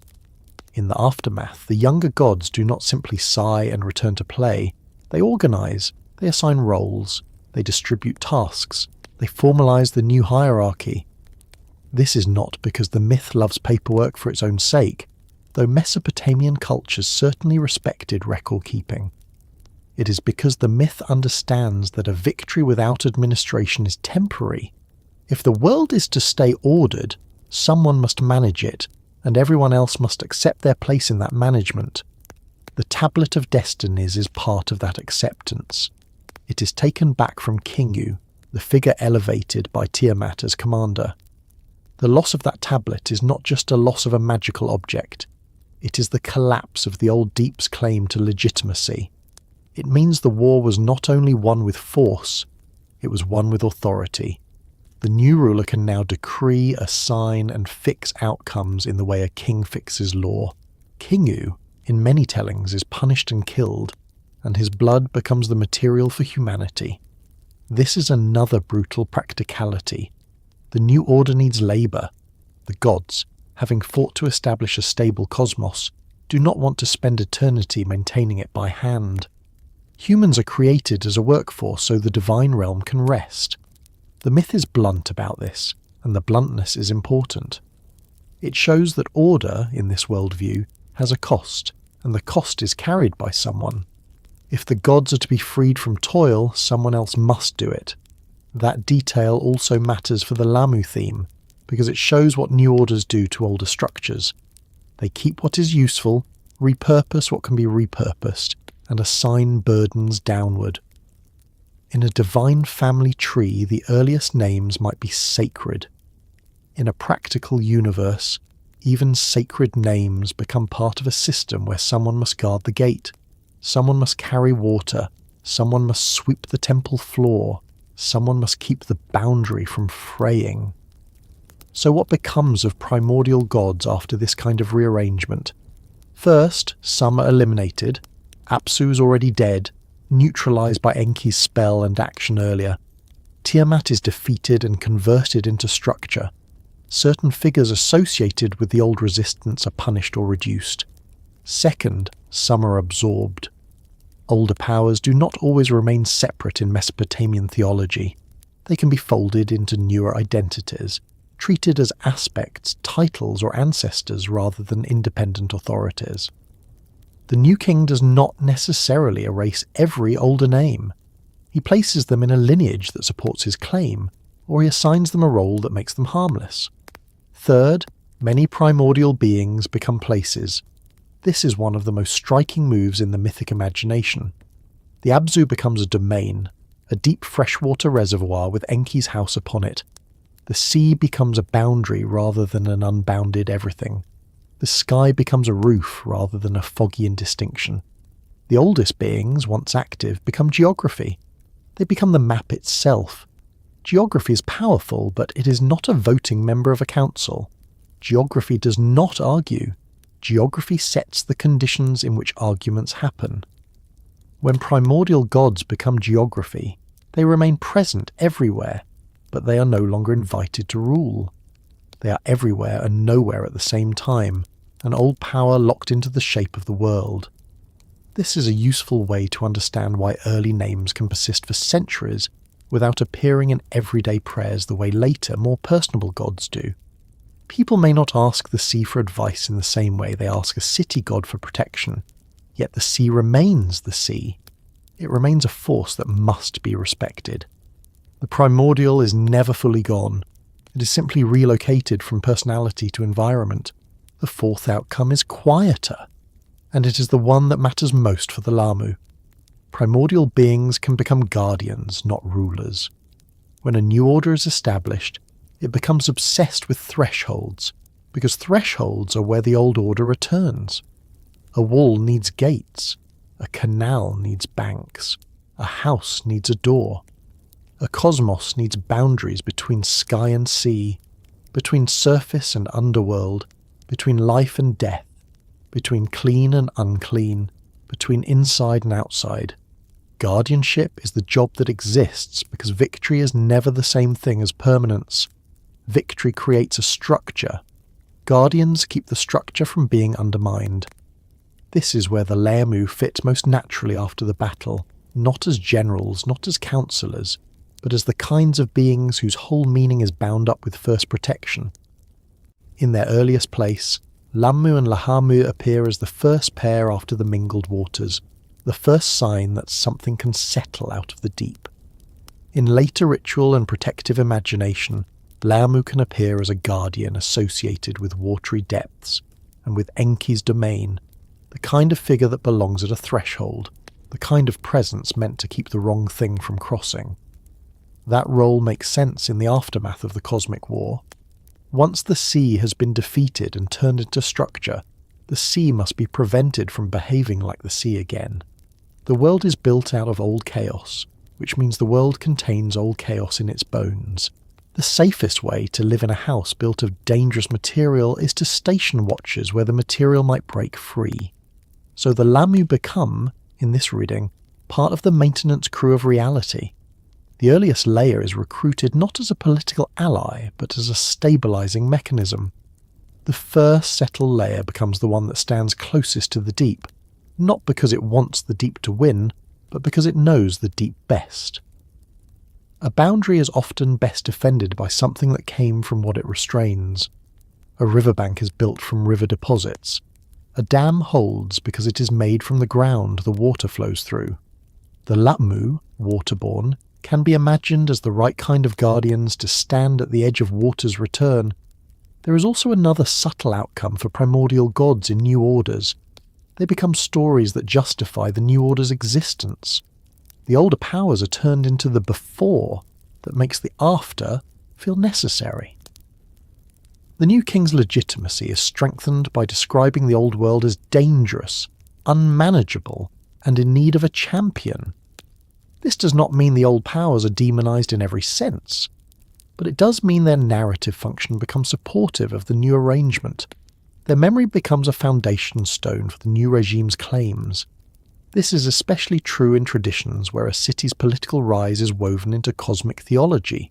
When Babylon's chief god is portrayed as the champion who defeats primordial chaos and then organizes the cosmos, that story does political work.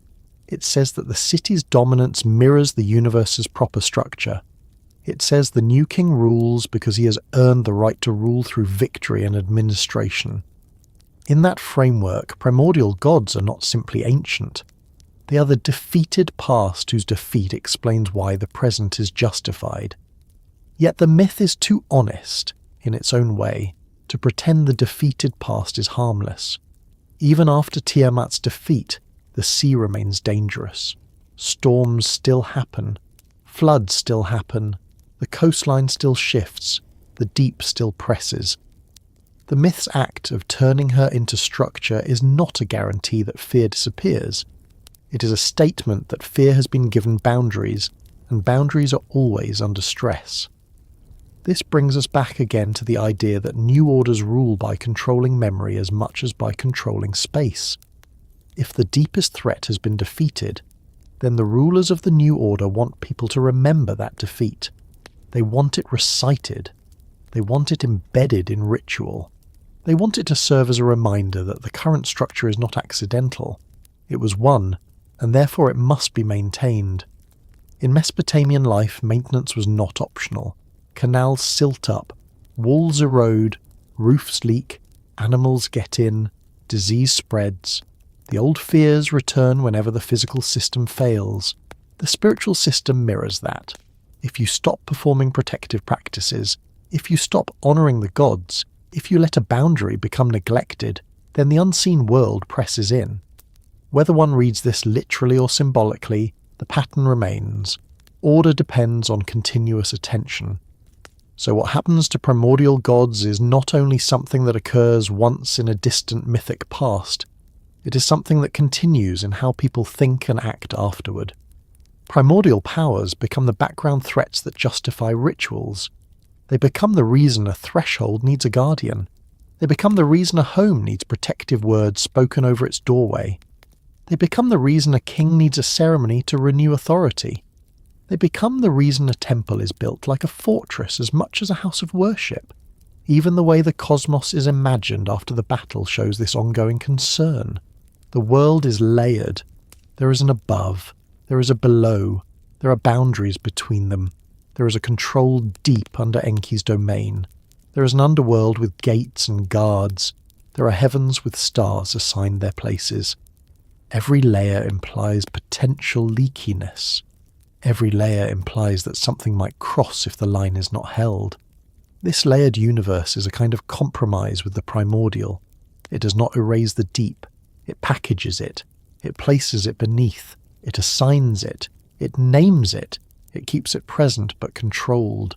And the Lahmu, in their guardian aspect, are exactly the kind of beings that belong in such a universe. They are not the ones who decide the law. They are the ones who prevent the law from being violated by forces that do not care about law. They are not the ones who receive the loudest hymns. They are the ones quietly stationed in the architecture, in the foundations, in the entry points, in the places where the old watery truth might try to seep back into the house of order.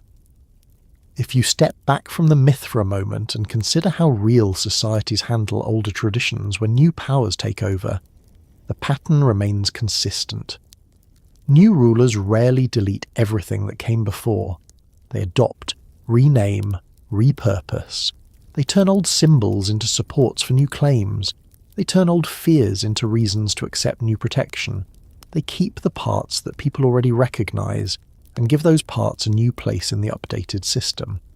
That is likely part of why primordial names like Lahmu and Lahmu remain available to later imagination. Even if they do not take center stage in every story, their names carry the weight of being early. Early means authoritative. Early means foundational. Early means closer to the source of reality. Those are useful qualities for a guardian figure to have. If you are placing something at a threshold to ward off harm, you want that something to feel ancient and unquestionable, not improvised and fragile. So the Lahmu become, in effect, a bridge between the cosmic myth and the human need for safety. In the cosmic myth, they are early names that indicate the first settling out of the deep. In human ritual life, they become the kind of beings you imagine standing at the point where the deep's danger might reach you, whether that danger is understood as literal water, illness, misfortune, or the unseen anxieties that hover at night. This is also where the idea of after the battle becomes more complicated than a simple timeline. The battle is a mythic event, but the aftermath is a condition that continues. New orders rule by constantly recreating the aftermath. They keep reaffirming that the old chaos is defeated. They keep stationing guardians. They keep reciting the story. They keep rebuilding the walls. The battle is over once, the maintenance is forever. That maintenance can be heard in the way the myth ends its central conflict. After victory, the new ruler assigns the gods their roles, establishes their honours, builds structures, creates humans for labour, and sets the universe into a stable routine. The routine is the true goal. Routine is what turns victory into sleep, what turns fear into predictable days, what turns the storm into something that happens outside the walls rather than inside them. For the primordial beings, this routine is both a demotion and a kind of immortality. Apsu is gone as a person, but the fresh deep remains as a concept, as a place, as a sacred reservoir. Tiamat is gone as an active enemy, but the sea remains and the sky remains, and in that sense she remains everywhere, transformed into the very shapes people live beneath. Lahmu and Lahmu fade as personalities, but their early position gives their name a long echo, making it suitable for guardian roles and boundary symbolism later on. In a quiet way, that is the deepest answer. Primordial gods do not always die in the way modern stories imagine death. They are converted. They are relocated. They become parts of the world. They become functions. They become warnings. They become supports. They become the reason an ordinary person places trust in a protective figure at a doorway, because the doorway is not only a door, it is the place where the deep and the structured world meet again every day. If you let that settle, the aftermath begins to feel less like a conclusion and more like a new kind of life. The loud conflict recedes into the background, but the old forces remain present in the daily structure of the cosmos. The sea still presses against the shore. The underground waters still wait beneath the ground. The night still feels like a threshold. The world still needs guardians, not because the battle was meaningless, but because the victory created a world that can be lived in only as long as its edges are watched. From here, it becomes natural to turn away from the war's machinery and back toward the quieter question of what remains in human memory. The Lahmu, whether as the first pair in a genealogy or as guardians near watery thresholds, are not remembered because they won a famous battle. They are remembered because they belong to that earliest layer where protection begins, where the deep first settled enough to let something stable exist, and that is exactly the kind of memory that tends to surface at night, when the mind drifts between inside and outside, between waking and sleep, and the oldest names feel less like characters and more like steady presences standing at the edge of the room. The battle stories, with their banners and winds and shouted titles, have a way of taking up all the space in the mind, even when the real life of a belief system is quieter. The older a myth is, the more it tends to have two lives. One life is the dramatic life, the version that gets recited at festivals, the version people remember in summary, the version where a champion stands against an impossible force and the cosmos changes shape. The other life is the small life, the life in doorways and corners, the life in the way someone pauses before stepping into the dark of a room, the life in the protective habit of saying a name or touching a charm, the life in the way a household tries to keep itself steady when the world outside feels loud. The Lahmu belong to that second life as much as they belong to the first. Their earliest appearance is so close to the beginning that it can feel like they are made of beginnings rather than made of personality. Apsu and Tiamat, mingled waters, then a first pair, Lahmu and Lahmu, as if the universe has finally produced something that is not just water. That early placement is important, but it is also quiet. It does not come with a scene where they speak or command. It comes like an entry in a ledger, the kind of entry that says this is where the line starts, and everything that follows is built on it. Later, the name Lahmu shows up in a different register, and this is where the myth stops being only cosmic and begins to feel close to a human threshold. Lahmu becomes the kind of figure that stands guard. Not the kind of guard who argues about legitimacy in a divine council, but the kind of guard who simply exists where a boundary is thin. This shift is part of what keeps the Lahmu from fading completely into the background, because guardians have a way of staying relevant. A hero can win one battle and be sung about for a while. A guardian's job is never finished, so the guardian keeps being placed and pictured and remembered. If the Lahmu are the first settled layer out of mingled waters, then a guardian Lahmu makes a practical kind of sense. A boundary holds because the boundary is made from what it holds back. Riverbanks are built by the river.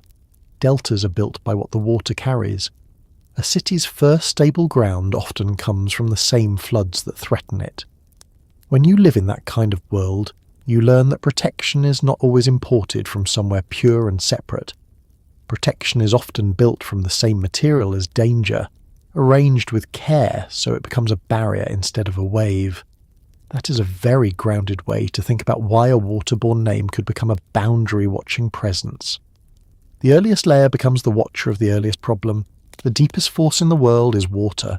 The deepest task in the world is keeping water where it belongs. This is where dreams come in, because dreams are a private form of myth-making that everyone experiences whether they want to or not. Dreams are not a temple ritual, and they are not a royal epic. They are more like a nightly workshop where the mind takes scraps of memory and fear and desire and tries to organize them while the body rests. Even if a person has never heard the name Lahmu, they still dream in ways that fit the same ancient pattern. They dream of thresholds. They dream of doors that will not open. They dream of corridors that lead somewhere unfamiliar. They dream of being chased, of being watched, of forgetting something important while trying to cross from one place to another. A threshold is one of the most common dream settings because sleep itself is a threshold. You close your eyes and move from the world you control into a world you do not. The body keeps breathing. The heart keeps working. The mind keeps producing images without asking permission. That is a strange thing to do every night. It is ordinary because it happens so often, yet it is never fully tame. Ancient people treated thresholds as places where the outside could enter, and they treated the outside as full of forces that did not care about politeness. That belief did not require a modern label like anxiety to make sense. It required observation. The outside world brought sickness. It brought storms. It brought strangers with bad intentions. It brought animals. It brought misfortune that felt as if it could slip through a crack in the door and settle into a household like dampness. The response was not only to build doors and walls, though they did that too. The response was to imagine that the door itself needed a watcher, a carved presence, a figurine, a protective spirit, a name that belonged to an older layer of reality than the ordinary dangers. The Lahmu, in their guardian role, fit perfectly into that kind of practice. A guardian does not need to be loud. A guardian needs to be older than the thing it guards against. Older is persuasive. Older feels like it has already survived. Older feels like it does not panic. When you bring that idea into the quiet space before sleep, the Lahmu become less like distant mythic names and more like a simple concept that can comfort the nervous system. The concept is that the boundary is watched. The concept is that the edge is held. The concept is that the deep is not allowed to spill into the room, even if the deep exists beneath everything. There is a practical, almost humble side to the Lahmu in this light. They are not the rulers. They are not the ones who write fate. They are the ones who keep the doorway from becoming a gap. They are their maintenance crew, and maintenance is not glamorous, but it is how life stays livable. If you picture the everyday world of ancient Mesopotamia, maintenance is everywhere. Canals need dredging because silt does not stop arriving. Walls need repair because wind and weather do not stop working. Roofs need patching because rain comes whether you're ready or not. Grain needs storage because hunger does not care about good intentions. A household's safety depends on repeating small tasks. A culture that lives like that naturally imagines the spiritual world as something that also requires repeated protection. A single victory in myth does not mean the edge holds forever. The edge holds as long as it is watched. That is one reason the Lahmu feel like an echo more than a plot. Echoes repeat. They show up again in different rooms. A name that begins as a primordial pair can reappear as a guardian because the function is the same in a different scale. The early myth says the world began when the deep produced a first stable layer. The later ritual practice says the home stays safe when that stable layer is symbolically present at the boundary. Even the imagery associated with Lahmu in some contexts, the bearded figure with carefully arranged hair or curls, feels like an attempt to give a stable face to something that comes from water. Hair that looks like waves yet fixed in place. A beard that suggests age and authority. Sometimes a tool like a spade appears, which feels almost comically practical for a being tied to primordial origins. A spade is what you use to dig and shape the earth. It is a canal tool. It is a maintenance tool. It is the kind of object that says protection is not only about fighting. Protection is about shaping the ground so the water behaves. The spade image is also a reminder that ancient people did not always separate magic from engineering the way modern categories like to. Digging a canal and saying protective words over a canal can feel like two parts of the same effort, when your livelihood depends on water staying in its channel. A guardian figure and a well-built bank are not opposites. They are companions. This is the kind of detail that makes the Lahmu useful as a bedtime topic. It brings the story down into the hands, into the simple actions that keep a household calm. A name from the beginning of the cosmos becomes a symbol for the work of keeping the edges from failing. It also helps explain why the Lahmu can feel present in dreams even when the name is not known. In dreams, the mind often pulls up images that represent protection or lack of protection. A locked door, an unlocked door, a guard who appears at the last moment, a shadow in a hallway, a flooded room, mud underfoot, water rising where it should not rise. Those are not random dream props. They are the brain's way of rehearsing safety. The brain uses water in dreams because water is the oldest symbol of losing control. It uses doors because doors are the oldest symbol of controlling access. It uses guardians because guardians are the oldest symbol of hoping someone else is watching the boundary so you do not have to. The Lahmu sit exactly at the intersection of those dream symbols. Waterborne, boundary-related, guardian-shaped. They belong to the part of the human mind that wants the world to have edges, especially when it is dark. There is another kind of echo too, one that lives in how later cultures inherit and reshape old material. The Mesopotamian world did not stay frozen. Cities rose and fell, languages shifted, gods changed names or absorbed each other's roles. Stories moved across borders and picked up new details. In that movement, early figures sometimes survive not because they remain centre stage, but because they become useful as building blocks. A primordial name can become a title. A guardian category can be applied to new objects. The idea of a threshold watcher can migrate into different traditions and come out the other side wearing a different face. That does not mean the Lahmu directly turn into a specific later figure in a clean line. Traditions are rarely that tidy. It means the function persists. The world keeps inventing ways to watch edges. The world keeps feeling uneasy about crossings. The world keeps using older than human authority as a soothing tool against the unknown.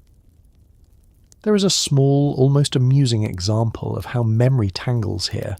Many people who casually browse ancient Mesopotamian topics online mix up similar sounding names, and in that mixing, Lahmu can be confused with other protective figures, or merged in the imagination with other guardians that stood at gates.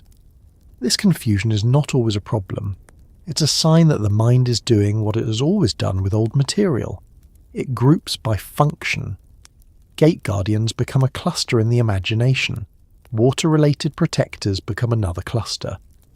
Serpentine imagery gets pulled in because it feels right for anything tied to the deep and the boundary. In a sleepy state, the mind does not demand perfect taxonomy. It wants the sense that protection exists.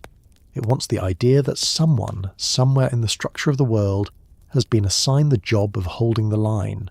That is an ancient need. It is also a modern need.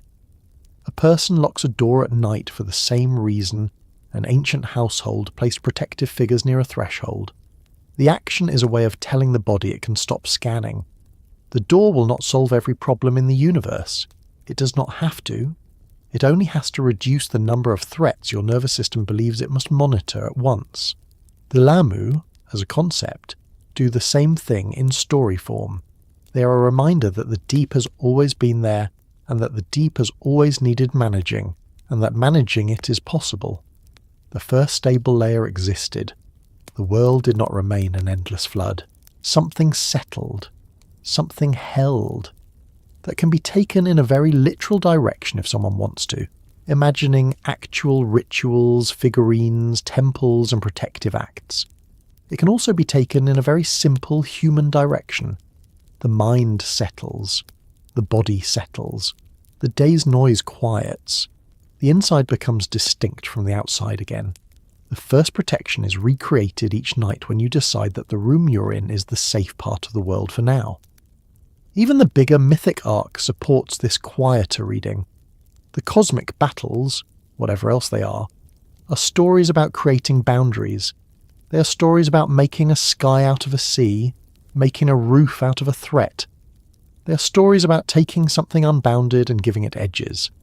That is the same basic act you perform when you close curtains, turn off lights, and let your mind narrow its attention towards sleep.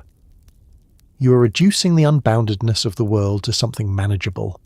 The Lahmu living in the early part of the creation sequence can be thought of as the first proof that reduction is possible. The deep does not have to remain undifferentiated. A boundary can form. A form can hold. That is why their echo lasts, even when their storyline does not. There is also the matter of how people remember what is older than them. In daily life, memory tends to cling to what is useful. A mythological figure survives in culture if it remains useful as a symbol, as a ritual tool, as a story element that gives shape to a shared feeling. The Lahmu survive because they sit at the hinge between water and stability, between the beginning and the first organised world. That hinge remains relevant as long as humans live in environments that can overwhelm them. Water still overwhelms people. Storms still flood streets. Rivers still change course. Sea levels still rise and fall across centuries. Even in places far from coasts, water remains the substance that can slip into walls, ruin floors, rot wood, spread mould, and turn a quiet home into a problem overnight. A culture that began with water as the first condition did not choose water randomly. Water remains, across time, the most convincing symbol of the world's ability to ignore your plans. Against that, humans keep inventing banks, dams, gutters, roofs, seals, locks, and rituals. Some are physical, some are symbolic, many are both. The Lahmu live in the overlap between those two categories. In dreams, this overlap can take a gentle form. A dream might place you in an old building with thick walls and narrow doorways, the kind of place where you feel safe even when the hallway is dark. A dream might place a silent figure near a doorway, not threatening, simply present, like a security guard who does not speak because speaking is not the point. A dream might put you near water that looks dangerous, yet you find yourself on a stable bank that holds. These are the mind's ways of using very old imagery to reassure itself without delivering a lecture. Myth works the same way. It reassures by providing a structure. It says the deep exists, but a boundary exists too. It says chaos rises, but it can be contained.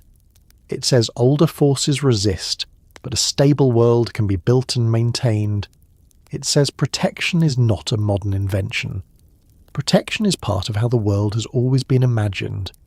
If you let the Lahmu settle into that role, they become easier to carry as you drift towards sleep. Not as a list of names, not as a demand to remember a genealogy. As a simple idea that the earliest layer of the world includes the possibility of steadiness. That the first protection is not a heroic speech, but a line that holds. Sometimes, the most restful part of ancient stories is not the victory, but the maintenance that follows. The small, repeated act of keeping the world arranged.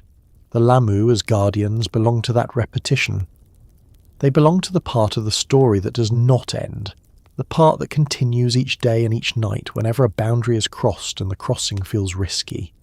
If the day you live today felt noisy, not in the literal sense, but in the way that tasks, messages, responsibilities and worries can crowd the mind, it can help to picture noise as the myth pictures it. Noise is not a moral failure. Noise is the sign that life is active. The problem is not that noise exists. The problem is when noise prevents rest. The old stories understood that. They gave the desire for rest a face in Apsu, and they gave the defence of the new world a face in Enki's cleverness, and they gave the ongoing need for protection a quieter face in guardians like the Lahmu. In that sense, letting the Lahmu be part of your quiet thought before sleep is not about believing every detail of an ancient epic. It is about borrowing an old mental tool. The tool is the idea that the edge is watched, the boundary is held, the deep stays in its place for now. The room you're in can be treated like a small cosmos with its own rules. Inside is warm air, familiar objects, the soft noise of your own breathing. Outside is weather, traffic, other lives, the long movement of a world that does not pause. The boundary between them is a door, a window, a wall, a curtain. The ancient mind would have placed a guardian there. The modern mind places a lock, maybe a light, maybe a habit of checking that everything is closed, then returning to bed. Both are doing the same job. As sleep approaches, the mind often tries to wander back to old concerns, as if it wants to check the perimeter one more time. That is normal. The perimeter checking part of the brain does not always understand bedtime. It understands safety. If a thought comes up that feels like an intruder, it can be treated the way an ancient household might treat an unwanted force at the threshold.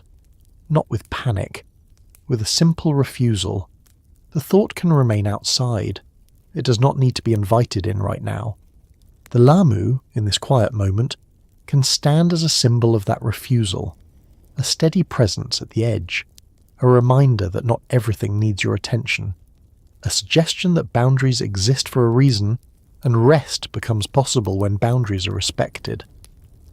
There is still more to notice in the wider web of Mesopotamian beginnings, more names that live near the Lahmu, more ways these early layers were understood in different cities and periods, more traces of how protective figures were used in daily life, and more echoes of how the deep and the boundary keep showing up in stories humans tell themselves when the lights go out. For now, it is enough to let the Lahmu be what their name has been, across so many uses, a first settling, a first protection, a quiet reminder that the world can have edges, and that edges can hold while you let the day loosen its grip and the night continue on without demanding anything further from you.